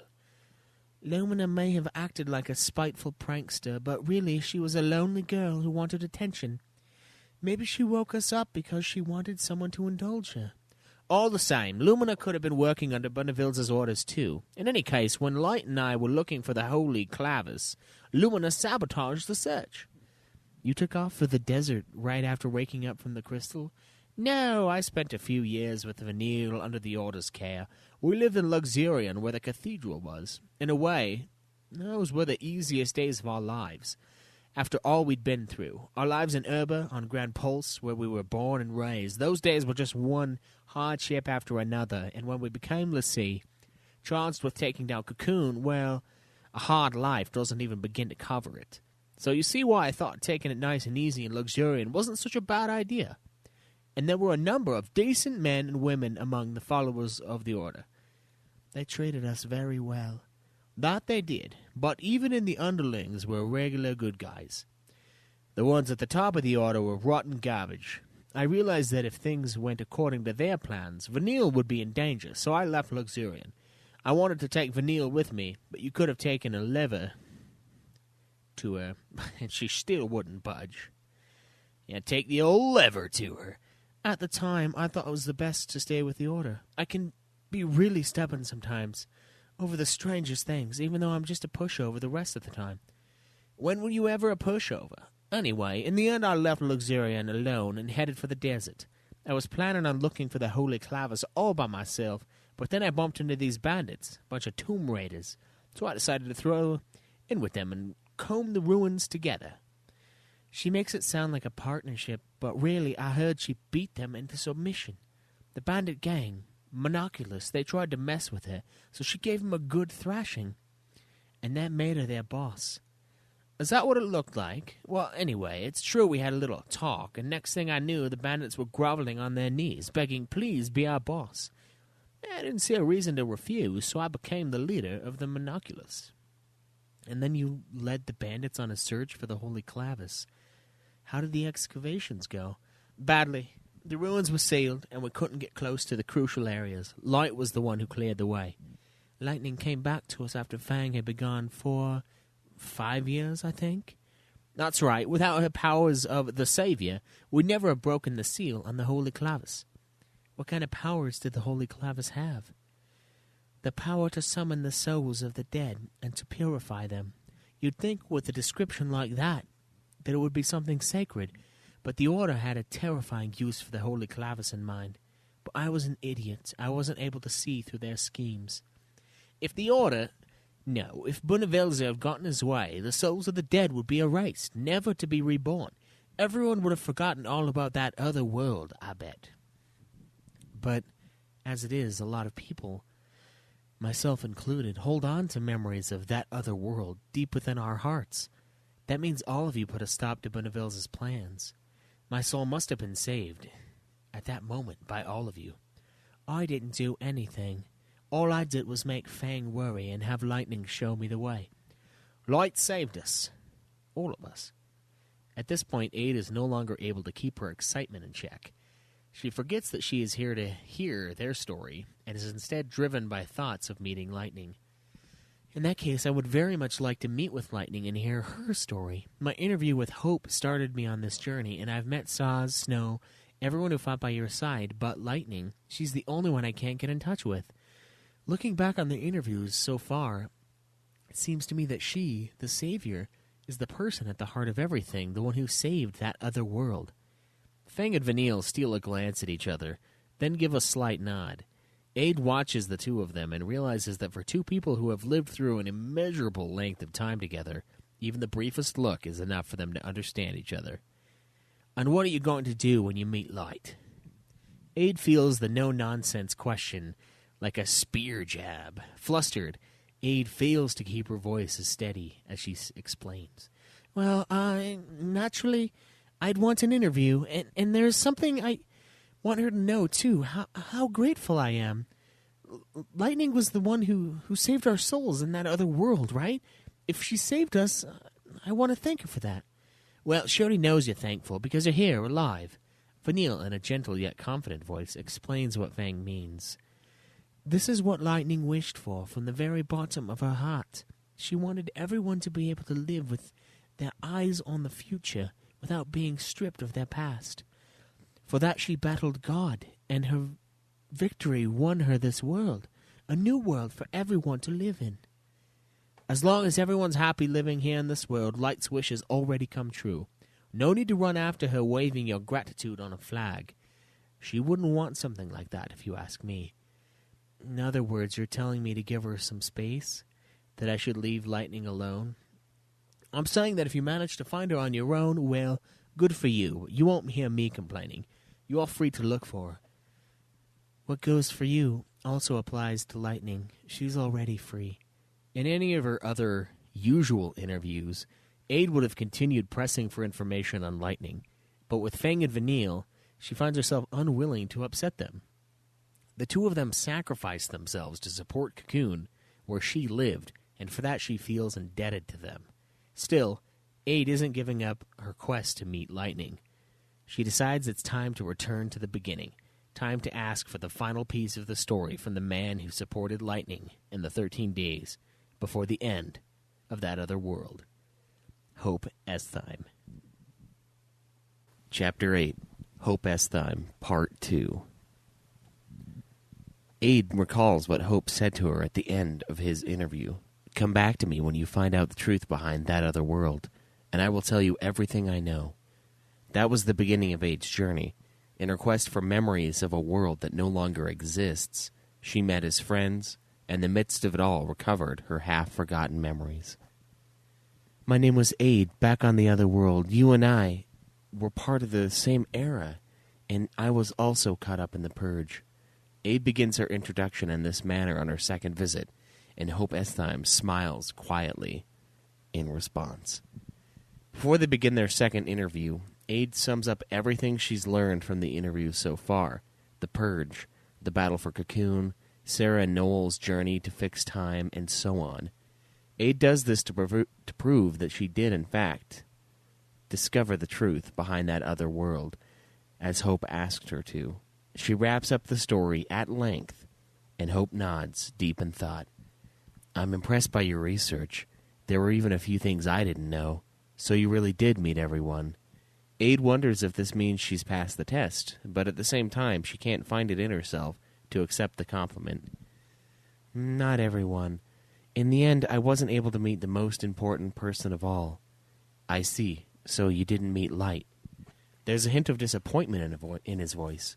Aid wonders if Hope is disappointed in her for ultimately not having what it takes to meet Lightning, or if he doesn't know where Lightning is either, and had hoped that Aid would be able to track her down. She doesn't have time to puzzle out the answer, however. Allow me to honor the promise I made. You learned of the truth behind that other world. I will tell you everything I know. Hope produces a thick folder and leaves it on the table. There is nothing on the cover save for the title, which is short and to the point. Chronicles of Chaotic Era. These are my memories. Council de Renasant. Aid and Hope begin by talking about the dawn of the Chaotic Era. I assume you already know what happened after Sarah and Noel defeated Caius Ballad. The world was flooded by an outpouring of the chaos because of Caius' schemes, and Sarah lost her life. That was the beginning of the Age of Ruin, Eventually, that other world began to sink into the ocean of chaos, and, for mankind, the cycle of life and death was also destroyed. That's pretty much what I gathered from everyone else. That's right, humanity lost their ability to age, and it was no longer possible to die of old age. But in exchange, new lives, children, they were no longer born. This unusual phenomenon was confirmed right after the chaos began to invade. So it didn't take a few years for you to discover this. No, as soon as the fight was over, I assembled each and every one of the Academy's scientists and had them investigate. At the time, all citizens had been evacuated and were living inside the man-made cocoon, but even though everyone was safe for the moment, it was necessary to draw up plans for the long term. That was why we hurried to analyze what was happening to the world and what kind of effects the endless outpouring of chaos was going to have on the world and the human body. We couldn't let the public know of our findings without a firm grasp on what kind of reality we were facing. How did the citizens react? I assume some may have been happy to be rid of the side effects of aging, but I heard that even though nobody was getting any older, it was still possible to die of sickness or by accident, and with no new children, the population can only decrease. In the long run, mankind will surely face extinction. An obvious conclusion, not exactly rocket science. Surely a lot of people must have despaired when they learned the truth. Yes, we knew as soon as we announced this, people would stop caring about anything and everything. The crime rate and number of suicides would skyrocket. Riots would break out everywhere. We predicted that it would be disastrous to publish our findings, so we took preventative measures, made sure it wouldn't turn out like that. You're not saying you concealed the fact that no one was getting any older? No, of course not. Even if we hid the truth, it was going to be obvious to everyone that no one was getting older after a few years. We told the public the truth, all of it, held nothing back. But we embellished it with hope, and that hope was Council de Renasant. That was the organization that grew out of the Academy, wasn't it? You were the leader, and Snow and Noel were part of it too. From what I understand, it served to protect the citizens from the threat of the chaos, and was an organization that functioned much like government. But what did you mean by it being hope? Council de Renaissance's mission, above all else, was to save humanity from despair. When we made it known that mankind no longer aged, we also announced the creation of Council de Renaissance. I made a speech, tried to reach out to the better judgment of the people. If children are no longer born, mankind will eventually die out. Therefore, I ask for your cooperation, that we may overcome these desperate times together. As we make our stand against the invading chaos, science will reveal the true nature of the chaos to us, and we will find a way to welcome children into this world again. There will come a day when a new life is born.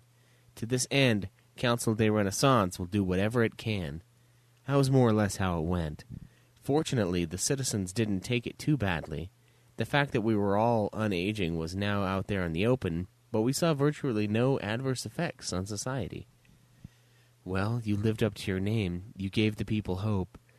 Aid means it as a joke, but Hope's reaction surprises her. His mouth twists into a self-deprecating smile. Or you could say I distracted them, made them look away from despair. In actual fact, our research on the chaos in our unaging bodies was the rudimentary at best, and we hadn't the least idea when and how we were going to come upon the solution. I couldn't see hope anywhere, but I pretended it was there and in clear view. I gave them a Band-Aid for their wounds. Everyone was living in fear of the chaos, and you had to shield them from despair. I don't think there was any other way to go about it. You're right, and that's what I told myself. After creating the council, I was no longer a scientist intent on finding the truth. Instead, I found myself acting more and more like a politician, making compromises, accepting them. And around then, the fal'Cie suddenly appeared. False hope. Aid and Hope quickly go over what they know of the fal'Cie. At the time, everyone lived in the man-made cocoon, but eventually even Cocoon began to show signs of erosion from the effects of the chaos. Left as is, the man-made cocoon would eventually cease to function, and mankind would lose the only safe place to live in. Just when the people were beginning to feel uneasy, fal'Cie pandemonium showed up, without any warning. It worked the lands, made them habitable, constructed cities, produced food and resources. In other words, it was going to mother us like we were a brood of chicks, give us the comforts of a nest and a constant supply of feed. It was a siren's call to the people shut away in the man-made cocoon. The foul sea will generously shelter you and feed you, so come out. Come out of the man-made cocoon. It was a baited hook, and an obvious one at that. You knew it was trying to bait you, but in the end mankind still moved to the surface. That's what I heard from Snow. That's right. I was the one who made the decision. The man-made cocoon was beginning to deteriorate from the effects of the chaos, and it was no longer possible to continue to shelter the number of people we had. It was necessary to move the people out, even though we knew there was a risk the foul sea might devour everyone. There must have been quite the backlash when he told the citizens to leave the safety of the man-made cocoon and descend to the chaos-infested surface. Yes, the debates and persuasions took several years. In the end, I made a declaration. We have no future if mankind continues to hole up in the man-made cocoon. We must cultivate the lands and make our stand against the chaos. We will use everything we can get our hands on, foul sea or not. We will not discriminate. We will not choose who to turn out. All citizens will go as equal men and women, and to prove it, I will be the first to descend to the surface. That was more or less what I said. And the people were persuaded because you showed them you were prepared to go first. I thought it was a complete farce myself. The words coming out of my mouth sounded noble, virtuous, but in the end, all I did amounted to nothing more than political posturing to win the people over. I sold them false hope. Again. Once again, a self-deprecating smile briefly touches his lips.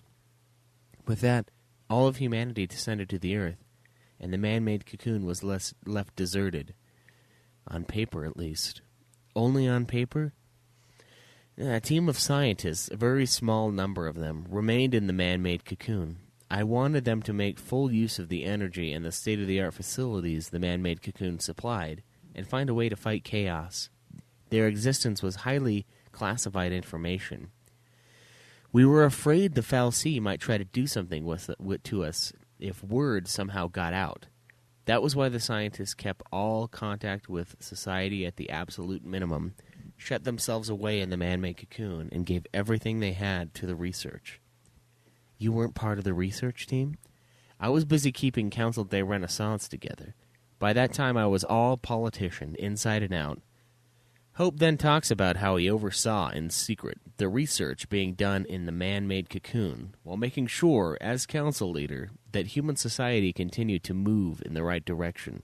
The citizens made use of the supplies produced by foul sea pandemonium, but they were careful not to be over-reliant, and made sure that men themselves continued to be the central pillar of support for human society. Their diligence paid off, and 2 cities came into being on the surface of the earth. Luxurion and Yuznan. I know you had help from the foul sea, but I can't imagine actually going out into the wild and building a new city. What with the chaos all around you, mankind must be a lot tougher than I thought. By the way, what was going on with the scientists in the man-made cocoon? They were doing their best, but it was rough sailing. We had all the time in the world because we no longer aged, but even after 100 years of research, we weren't really making any headway. 100 years with nothing to show for it. A lot of people must have felt it was pointless and gave up. But those who stayed were aware of the difficulties they had to face and were all the more committed to their work. It was thanks to them that we were able to go on with the research. And finally, we had a breakthrough. Have you heard of AMP technology? Let me think. It was common back in Cocoon. Anti-material principle. Working with this principle, you can simulate magic, bend the laws of gravity, all kinds of things. That's right. We discovered that we could control the chaos with this technology. If it all worked out, the world would never be invaded by the chaos again. We saw it was possible to stop the destruction of the world. More than 300 years had passed after the beginning of the chaotic era, and finally we were able to see real hope. Aide thinks she knows how Hope must have felt back then. He had been the people's leader, but up till that point, he had been lying to his people against his wishes. He couldn't see hope anywhere in the future awaiting mankind, but he pretended it was there. Aid wonders if this man who tried to prevent humanity from slipping into despair, who had to keep lying, she wonders if he had to live with a guilty conscience for 300 years, even though he knew he had all the justification in the world. If that was indeed the case, when Hope saw it might be possible to prevent the end of the world with the technology to control the chaos, when he saw genuine, honest-to-goodness hope, it must have felt like salvation to him. But Aid already knows the end to the story. She already knows from her interviews so far that their research was never completed. The hope Hope wished for was an illusion that never became reality. The rose-colored phantom. The technology to control the chaos was already well within reach, so why was the research never completed? What could have happened? Was the research aborted because you disappeared, or, as they put it, because you had been spirited away? That only happened much later. The scientists in the man-made cocoon were the first to go missing. They were made to disappear, one after the other. Made to disappear? You mean someone killed them? No, they literally disappeared. No bodies, not even a scrap of their personal effects. They vanished, just like that. The only thing they left behind were a few words. The woman with the rose-colored hair takes us with her. This was the message left by the scientists when they began to disappear one by one. The woman with the rose-colored hair. The first person Aid thinks of is Sarah Farron, but she knows it can't be her because Sarah was already dead by then. But there's another person who shares Sarah's hair color. Her sister. It could have been Lightning who kidnapped the scientists. I mean, could it? Well, that's what I suspected at first. I wondered if, after a long disappearance, Light came back and was taking them away, but at the same time, I didn't think the real Light would ever kidnap anyone. In any case, I started investigating, tried to understand what was happening, but it was too late. Before I knew it, all of the scientists had gone missing. The man-made cocoon became a deserted ark, devoid of all human life. The team of scientists disappeared, and the research to control the chaos ground to a halt. This was when strange things began to happen to Hope, physically and mentally. The research I had pinned my hopes on went up in smoke, and naturally I fell into a deep depression. That must have created a crack, an opening in my heart, because I began to see the phantom, too. A woman with rose-colored hair. Was it Lightning? I don't know. It only ever showed as a flash across the edges of my vision. Okay. Whenever I tried to discover its true identity, it would be gone the next instant. When I tried talking to it, it disappeared before my voice could reach it. And then, when I'd forgotten all about it, it turned up again. This was how it went over and over again. There was no end to it, so I decided to ignore the illusion. I pretended not to be bothered by it, even though I could see it, and I tried to turn out the illusion from my head.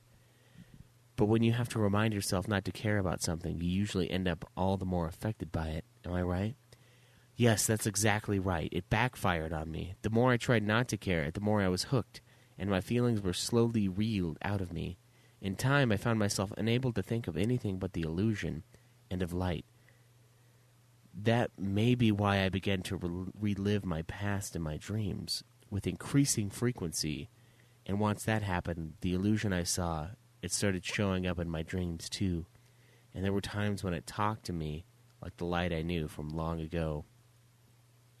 This continued for many years, and at some point I began to lose my ability to tell memory from illusion. When I tried to recall my memories of Light, it became increasingly difficult to tell if it was truly something I'd experienced, or if it was just a dream, a hallucination. You mean your memories of Lightning were mixed up with the phantom with the rose-colored hair? Not only that, it was getting harder and harder for me to separate dream and reality.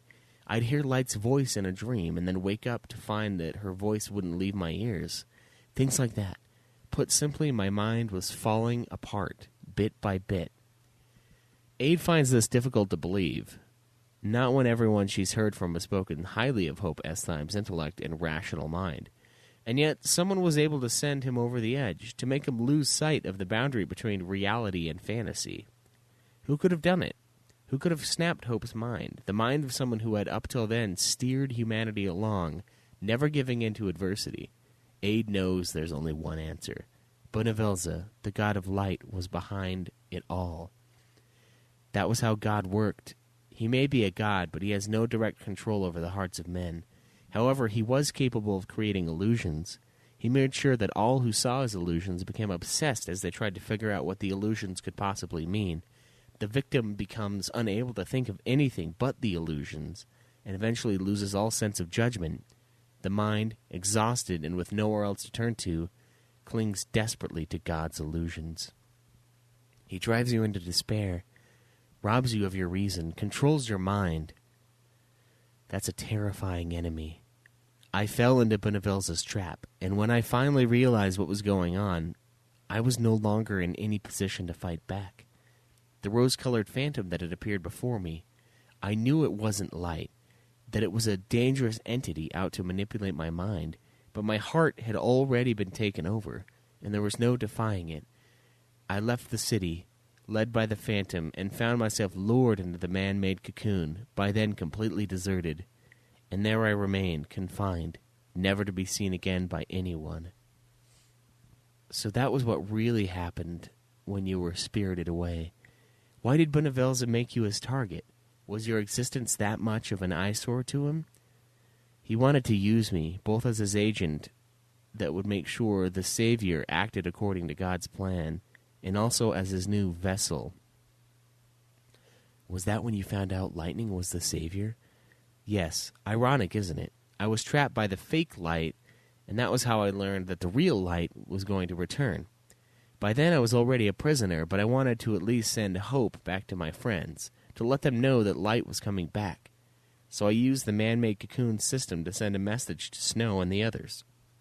Lightning will return as the Savior, but beware the fake lightning.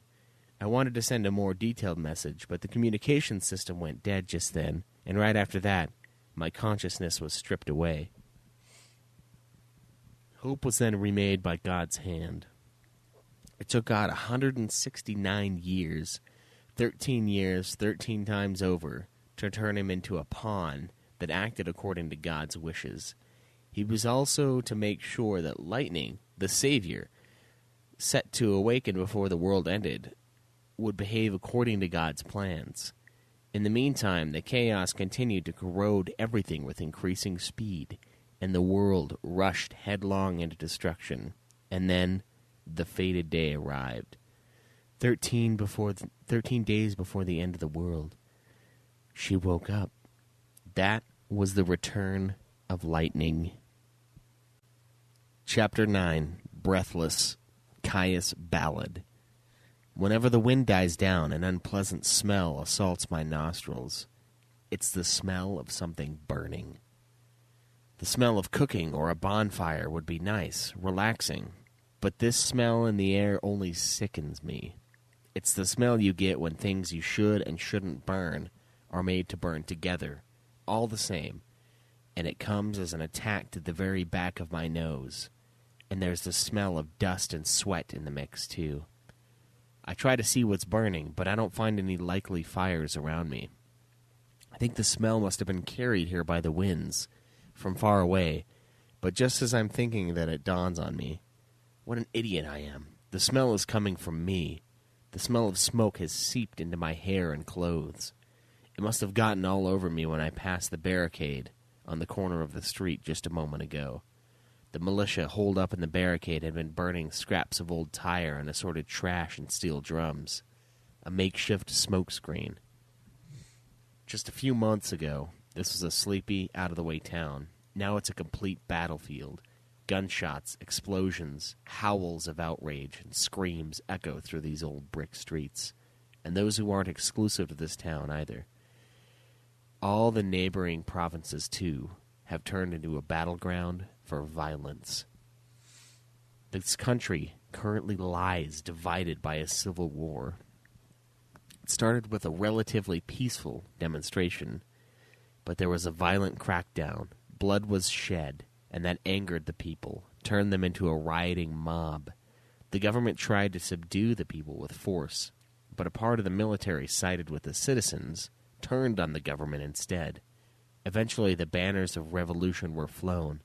There was a coup d'etat. and the reins of power changed hands, and this time, the new authority began to crack down on their predecessors. Ethnic feuds from long ago, old hatchets that should have been buried, were dug up. Sparks of conflict flew everywhere. People died in accidental skirmishes, which then became an all-out war. Armed forces were deployed from other countries on the sly, adding fuel to the fire. It was a domino effect arranged by the devil himself, and things got progressively worse until finally everyone's stuck in this quicksand, a civil war going nowhere. There are so many forces in play here, you'd be hard to tell friend from foe. Nobody knows where the next bullet is going to come from. This is the sort of battlefield I'm reporting from, and I chose to come here of my own free will. I'm staring straight into the face of reality, of the truth behind this world. It's been half a year since the end of my journey. I wasn't able to meet Lightning in the end, but I found the whole story about that other world from Hope Estheim. He told me everything in his second interview. The story of Lightning's return, her 13 days before the end of the world, the liberation of souls, the battle with God, and our rebirth in a new world.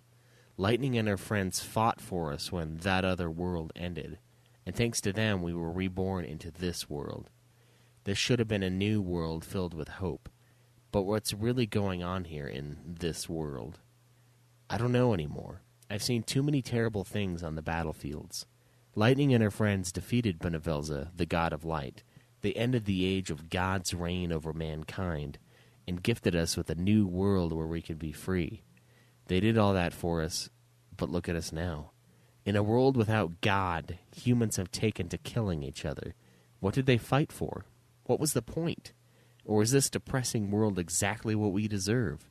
Humans are foolish and driven by greed, and this world, this mess of hatred and strife, is this the world tailor-made for humanity? I hear hurried, flopping footsteps coming towards me. The undignified slapping of loose shoes is inevitable. The military boots are a bad fit for their owner. I hear him complain under his breath from time to time about how scarce supplies are and how it's next to impossible to get shoes that fit. The young man running towards me with a gun on his shoulder is a member of the militia, here to ensure my safety while I do my reporting. He told me he's received no training from the military, that up until a little while ago he was only a student. Not even students are spared. They have to take up weapons and fight. This is the reality of the Civil War. This is bad. We're in danger here. The young man's features are contorted by anxiety. I understand what he means a heartbeat later. A missile lands on the building right across from us. The deafening roar is followed by a violent eruption of smoke, and small pieces of debris rain upon us. The young man is used to this, and he leaps nimbly for cover, but all I can do is stand around stupidly. We were lucky. If the missile had landed just a little nearer, we would have been blown away by the shockwave, or maybe even find ourselves crushed by large chunks of rubble. My luck runs out the next moment. The impact from the blast batters me all over. The second missile explodes nearby, and my consciousness takes flight. I come to myself and stop. I don't know how, but I've been on my feet walking, and I'm not alone. I'm part of a group of a few dozen men, all trudging in the same direction, heading somewhere. I know I was blown away by a missile, and I backed out after that, but I can't for the life of me recall why I'm walking with these people. Did I wake up and get away, completely delirious, and somehow joined this procession? Maybe, in my desperation, I lost my memories. I don't know. It must be the shock from the blast, but I feel light and dizzy. The ringing in my ears is so loud I'd be lucky to be able to hear anything. I stand unmoving, and the group goes on ahead, leaving me behind. A few of them look like soldiers, but citizens make up the overwhelming majority. They must be a band of refugees. I try to look for the young man who is my guide, but I don't see him. Everyone looks completely exhausted. They walk unsteadily, shoulders slumped. "Are you all right? Where are you headed?" I try talking to them, but no one replies. I get nothing from them, not even a sigh. Or maybe someone said something, only I wasn't able to hear them, not with the ringing in my ears. I give up and decide to follow them. We're surrounded by a pale darkness, and it looks like night is almost upon us. I know I blacked out just a little after noon, so I must have been out of it for hours. And it isn't just the passing of time I failed to notice. Somehow or other, I've covered some distance. I'd been in the middle of investigative reporting around town, but there isn't a single building to be seen. Not out here among the desolate wilderness. I look up and there's only a dark, cloudy sky. I don't think the sun has set, not yet, but it's nowhere to be seen. Deep, dark shadows puddle about my feet, and I can't see why. Something strange is going on here. Eventually the road turns into a long, uphill battle. The upwards climb knocks the wind out of me, but no one else has to stop to catch their breath. The sound of my ragged breathing mingle with the footsteps of these silent walkers. I make it past the slope and find myself at the top of a small hill. A gasp escapes me. A dark ocean lies before me, or maybe it's a lake, or a massive river. Beyond the dark waters that flow like darkness itself, shadows hang like a shroud, and I can see neither horizon nor the opposite shore. But one thing's for sure, lake or river, it shouldn't be here. My work as a reporter brought me to a landlocked region. No big lakes, no rivers, nothing. What ocean is this? I'm at a complete loss, but no one pays me any attention. The procession files past me, down the hill and towards the shore. Those leading the way have already reached the surf and are wading into the dark waters. What are they trying to do? This is when I notice one man in particular, standing on the shore, watching our progress. He carries his muscular strength like a fortress, and the aura of the unforgiving exudes from him. His violet hair sways gently in the wind, a wind lacking the salty scent of the sea. I stand, rooted to the spot, and stare at him. My presence does not go unnoticed by him either. And our eyes meet. I don't believe I've ever met him, but... "You should know who I am." His voice comes to me as though it were the rumblings of the ground beneath my feet, somewhere deep below. "You met them and discovered the truth behind that other world." His words stir my memory, and I think I know what he's talking about. By them, he must mean Hope Estheim and his friends. "How'd you know I met them?" "Your heart is all too transparent to me. They must have told you I am that despicable enemy who manipulated the chaos and called forth destruction. My name is already seared unto your memory." He turns towards me, his right hand outstretched, and gathers the empty air into a fist. It may have been sorcery of some kind. I feel a tightness in my chest, as though my heart were caught in the grip of an invisible hand. My heart begins to pound wildly, and I have to struggle to breathe.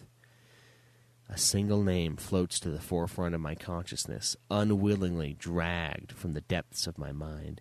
Caius Ballad, the man who wished for the end of the world, the man who caused the distortion of time, the man who unleashed the destructive force known as the chaos.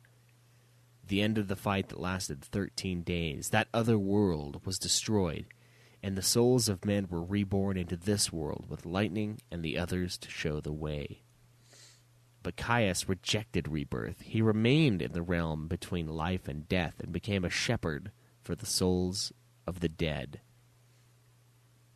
The souls of the dead. Realization hits me like a ton of bricks, and I turn to look at the procession of people I had been a part of. They are headed for the sea and show no signs of slowing, even when up to their ankles in the water, where the waves break again and again on the shore. They march steadily into the depths, without hesitation, and one by one they disappear under the waves, sinking into the dark beyond. A smooth and silent procession. Wordlessly, they are all swallowed whole by the waters, leaving nothing in their wake, not even a single bubble. How could I not have seen it? Not a single one of them had to catch their breath. No one sighed, not once, on the long journey here. These people have already taken their last breaths. So what does that mean for me? Am I not part of the procession too? I refuse to admit it, but realization creeps into my consciousness all the same. The shock of it is too much for me to bear, and my knees begin to tremble. Unable to stand any longer, I drop to my knees. I'm dead. The missile got me. Uncertainty and confusion break over the surface of my mind like waves, leaving my mind a complete blank. I'm dead. I'm dead. I'm dead. I'm dead. Before I know it, everyone's gone. The dead have all been swallowed by the sea of darkness, and I'm the only one left on my knees before the god of death. The dead have all disappeared into the darkness. It is almost time for you to go. I am crushed by the weight of Caius's solemn words. Go sink in the Black Sea, is that what he's telling me? What becomes of me after that? Will I wander the bottom of the dark waters as one of the dead? Will that be the end of me? I hate this. This isn't how I want my life to end. Wait. There's nothing left for me but death. If this is the end of the line, there are things I want to know before my life fades away. Why am I here? Why was I reborn into this world? What was the point? Caius doesn't reply, doesn't react even. Well, I don't care. I continue to vent. The Savior defeated God in the final 13 days, and we obtained a new world. All of us who lived in that other world, our souls were led here to this world. There should have been a new world filled with hope. Are you saying it isn't? I saw the true face of this world out on the battlefields. We hate each other, kill each other. You have merely described being a human being. Conflict lies at the core of mankind. Once the gods who used to hold the reins of mankind disappeared, it was only natural for men to fight one another for control. If what you say is true, a world under God would be more peaceful. Was it all a mistake? Men defeating God? No. What am I saying? I meant hope in the others. I know they saved mankind. I know this. I should be grateful to them for bringing our souls to this world, so why? Are you saying you renounce all they have done, that they should not have destroyed Benevelza, the god of light? No, that is not what I meant. I just... Oh, wait, shit. I think this is the other person. Are you saying you renounce all they have done, that they should have not destroyed Benevelza, the god of light? No, that's not what I meant. I just don't understand. Their intentions were noble and good, but this world is ugly and sad. I can't wrap my head around this. You are as human as they ever come. There is a note of disdain in his voice, a hint of derision. So you despaired over the world you were given and turned your back on it. If it offends you so to live in this world, I suggest you... God damn it. So you despaired over the world you were given. There's no fucking, headers to the dialogue or any indication on who's talking, so you just kind of have to figure it out. Guys, it's kind of frustrating, but...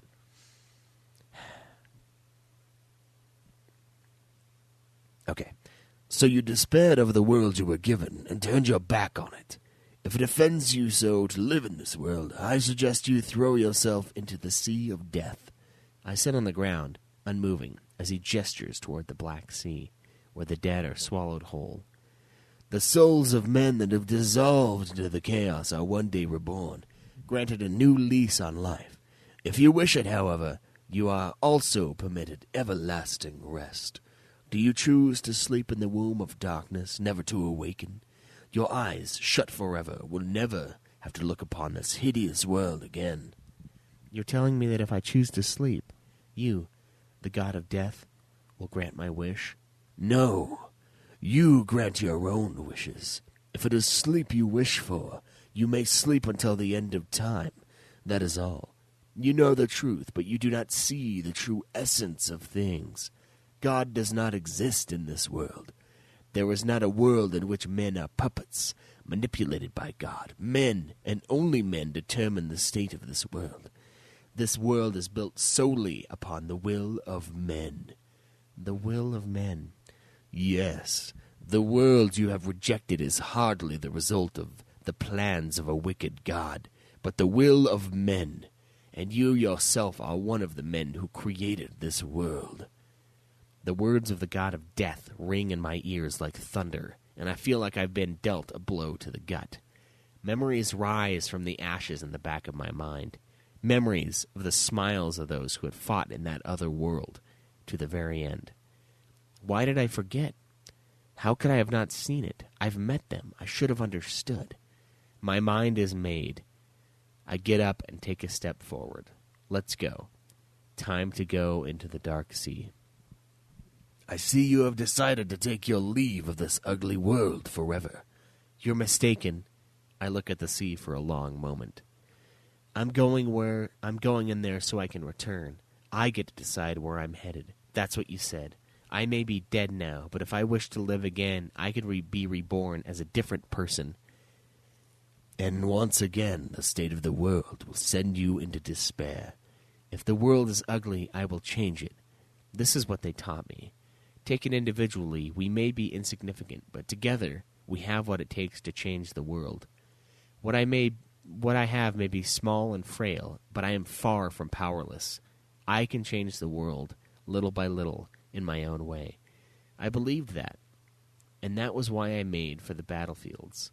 I wanted to show the whole world the truth, draw attention to the merciless reality we were living in. I wanted to increase the number of voices shouting for an end to war. I wanted to help steer the world into a better future.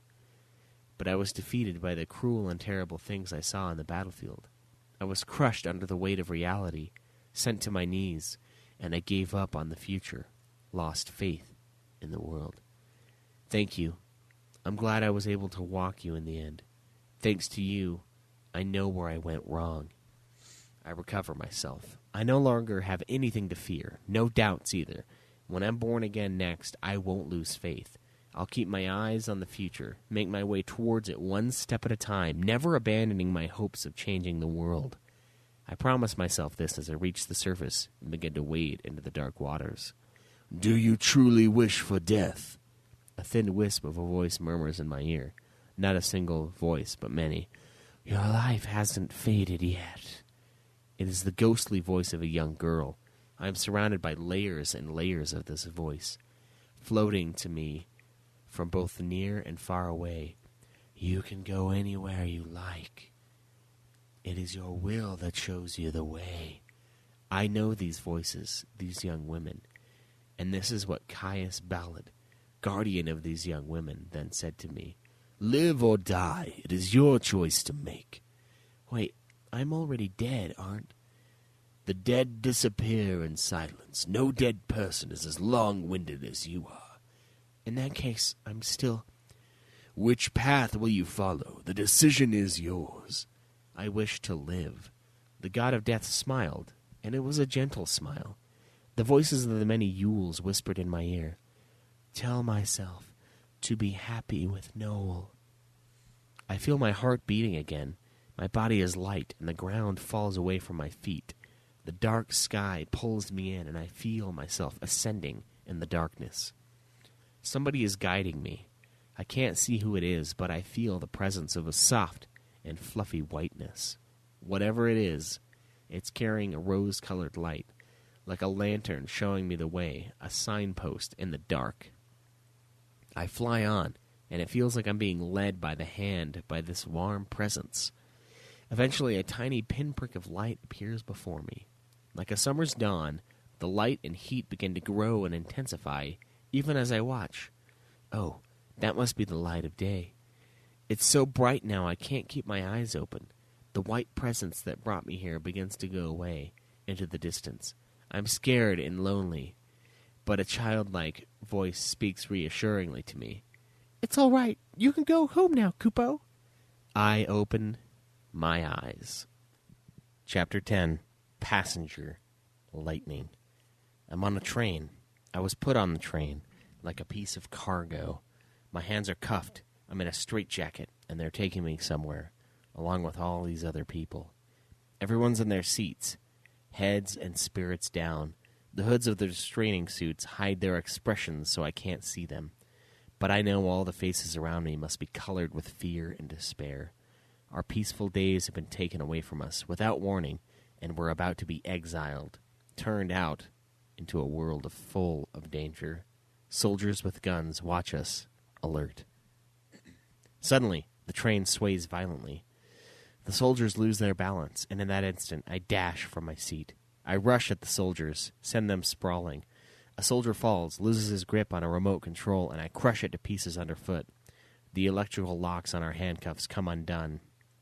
The other soldiers are going to come for me any second now.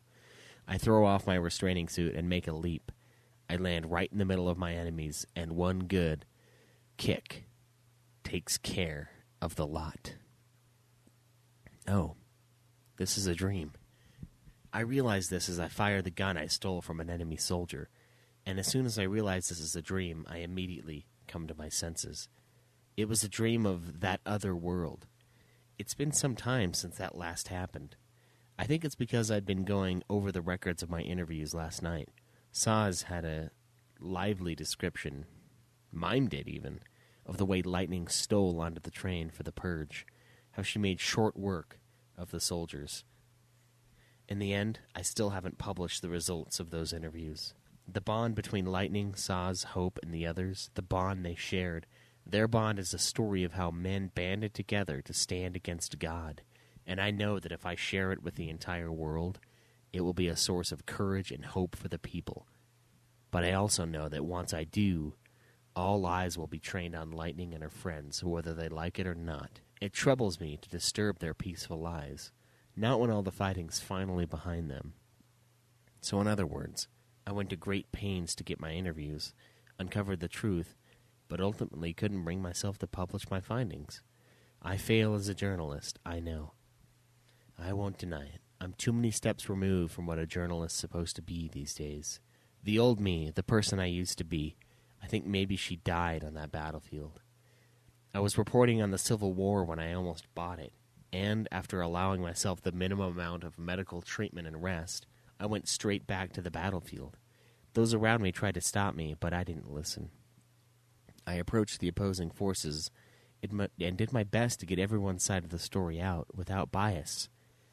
I made sure to keep a neutral stance, to keep any kind of slant out of my reports, and to avoid setting any side up as the bad guys. I was careful to cover every possible angle. My efforts to stay absolutely neutral paid off, I think, because somehow or another I earned the trust of the various forces. They began to speak frankly to me, and I learned that many of them didn't want to fight at all. Only problem was they never found a way to sit down and talk with their enemies. That was where I came in. I took the role of the mediator. I stood in the middle among all the forces in play, and as I carried out my duties as a reporter, I also delivered messages, arranged for negotiations, fixed for them to get in touch with each other.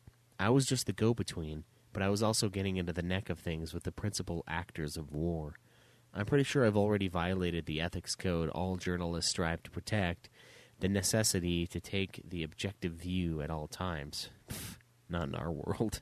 Worse still, if things don't work out, I may very well stand accused of having been complicit in a war crime. I knew all that, and wasn't troubled in the least. I wanted to help bring about an end to the Civil War, so here I am, in the middle of preparations for an important meeting. The plan is to have all the parties involved come together in another country, away from the battlefields, and have them sit down and talk. I don't know if this is going to work. I can't even rule out the possibility that there may be assassins out to get me, courtesy of those who want to sabotage the negotiations. But it doesn't matter if I end up killed. All that means is that I'll be meeting Caius Ballot again. If I bite the dust while walking on the path I believe to be right, so be it. I think I'll be able to stand before the god of death with pride in my eyes this time. I'm not so vain as to think that I can change the world all by myself, but I believe that I can help steer the world in a better direction. That's the courage, the hope I found in the story of that other world. Every time I think of that story, my heart brightens a little. I'm just coming out of dreamland, and I wish I could have had a little more sleep. I really want to get some rest on this train ride. Work kept me up late last night, and there's an important meeting waiting for me where I'm headed. It had been a pleasant doze. I was able to relax in the comfortable train seats and feel the rhythmical duet of wheels and rail drum through me. It was nice, and I wish it didn't have to end. I close my eyes, and for a while I give myself over to the rock and sway of the train. At some point, an intense light pierces through my eyelids. I'm drenched by the sunlight filtering through the window. I reluctantly open my eyes and look out. The skies are a clear blue, and the verdant countryside spreads before me under the bright, clean sunlight. I'll only get to my destination sometime in the evening, so that's still a long ways off. Shouldn't hurt to catch a few more Z's in the meantime. Eventually, the train begins to slow, little by little. We must be nearing the next station. I hear footsteps approach from behind, then go past me. Must be a passenger getting off. Through the dividers of my box seat, I catch a glimpse of the back of a light coat. A woman with hair the color of roses. I'm wide awake the next instant. It strikes me like lightning. I jump to my feet like I'd been burned and whisper in a daze, "Lightning." She stops. She turns towards me, a sharp look on her face. I don't blame her. I'd have my defenses up too if a stranger calls out to me without warning. But under that hard expression, I think I see a hint of Sarah Farron there, too. It's Lightning, no question about it. Her name came up in every single one of the interviews I conducted. It's ironic. I wanted so badly to meet her, but couldn't find my way to her. And now here I am, face to face with her, by complete accident. She doesn't say anything. I begin to talk. "I've always wanted to meet you. I met with everyone, but you were the only one I couldn't get to." She seems to know what I'm talking about. "I see. So it's you." The edge in her look fades away. "The reporter who's been calling on everyone and wants to meet me. Yes, I've heard about you. Please, I would very much like to interview you." A deafening screech from the rails drowns out my voice. The train is quickly losing speed. We're reaching the next stop. She steals a glance out of the window and shakes her head. "Sorry, but I don't have time to chat. This is my stop." "Then I'll come with you. I'll get off here, too." I'm just about to say this when it hits me. This is incredible luck. Bumping into Lightning here after all those dead ends trying to get a lead on her. It's probably isn't going to happen again, so I really can't let this meeting slip through my fingers. But right now, I have to look away in disappointment. With a sigh, I force out the words. "I understand. It's really too bad, but I suppose I can't always have it my way." "You sure?" She sounds more surprised by this than I am. I don't think she expected me to back down so easily. I am disappointed, of course, but this isn't my stop. I have a mission. There's someone I need to meet at my destination, and that's still a long ways off. I have to meet this person and find a way to stop that war. It's my duty. There's no guarantee that my actions, insignificant as they are, will end the war, but I've made up my mind to try. I'll find the path that leads to an end to the war and go down it as far as I can. That's the mission I've given myself. The people wishing for peace are waiting for me at the end of this road. I can't afford to get off before my stop. Ain't no getting off this train. I raise my head and look at Lightning. "There are things I have to do. I'll take a rain check on that interview, if it's all right with you." "I don't know about that." Her words are a little standoffish, but her voice is gentle. She hasn't rejected me outright, at least. "There's something I want you to know. I've always wanted to say this to you if I ever met you." We're almost at the station now, and the train's about to come to a complete stop. There isn't time. The sound of the screeching brakes tells me I have to hurry, and my words tumble out in a rush. No, all of us, mankind, humanity, we're all right. We're definitely going to be all right. There are times when we make one mistake after another, when we hurt each other. But even so, this world that you and your friends won in your victory over God, this world is built on us. We're the ones supporting this world. We're the scaffolding. So we'll try to sort this world out. With that little strength we have by ourselves. We may be small and insignificant on our own, but together we'll make the world a better place. I understand. I'll leave it to you. She nods and turns away from me. That was goodbye. I watch from the window as Lightning steps onto the platform and walks away. The train begins to move, and I immediately lose sight of her. Strangely enough, I find myself without regrets. The expression on her face when we parted is seared onto my memory, and I can still see it. It was a warm, gentle smile, and to be honest, it caught me by surprise. I'd always imagined Lightning to be strict and exacting, never one to let her guard down. I never thought she'd smile like that, and it occurs to me, her fight ended in that other world. Lightning sent the god of light to his grave, and by doing so freed herself from all the fighting, and she wasn't the only one who attained freedom either. God, the manipulator of men, was defeated, and all human souls broke free from God's leash to be reborn here in this new world. That includes her. She's been reborn too. She no longer has to fight. Maybe she doesn't even call herself Lightning now. A quiet life, her heart open to friends and family, people that mean the world to her, happy smiles shared all around. I'm sure that must be her life now. I have a feeling I'll meet her again, somewhere, someday. I've never been able to get any leads on her, and even now, after bumping into her by accident, I still don't have her address. In spite of all this, I'm absolutely certain this isn't going to be the last time we meet. She knows who I am. She must have heard about me from one of her friends. The bond between them is as strong as ever, even after their rebirth here in this world. If I visit her friends again, I'm sure I'll be able to meet her somewhere. They're still friends, after all, and will always be a part of one another. It occurs to me to wonder why she got off at that station. Is she going to meet someone? Is one of her friends waiting for her? Or is she off to meet a special someone I don't know about yet? It doesn't matter which. She's free now. She can go anywhere, meet anyone. What she wishes for will definitely come true. I want that for her, from the very bottom of my heart. The will of men determines the fate of this world without God. If this is true, I choose to believe that if I strongly wish it, and an ever more brilliant future awaits her. May this woman, who was once a brilliant flash of light in that other world, chance upon hope. This was my wish, and it was like a prayer, a promise. The end.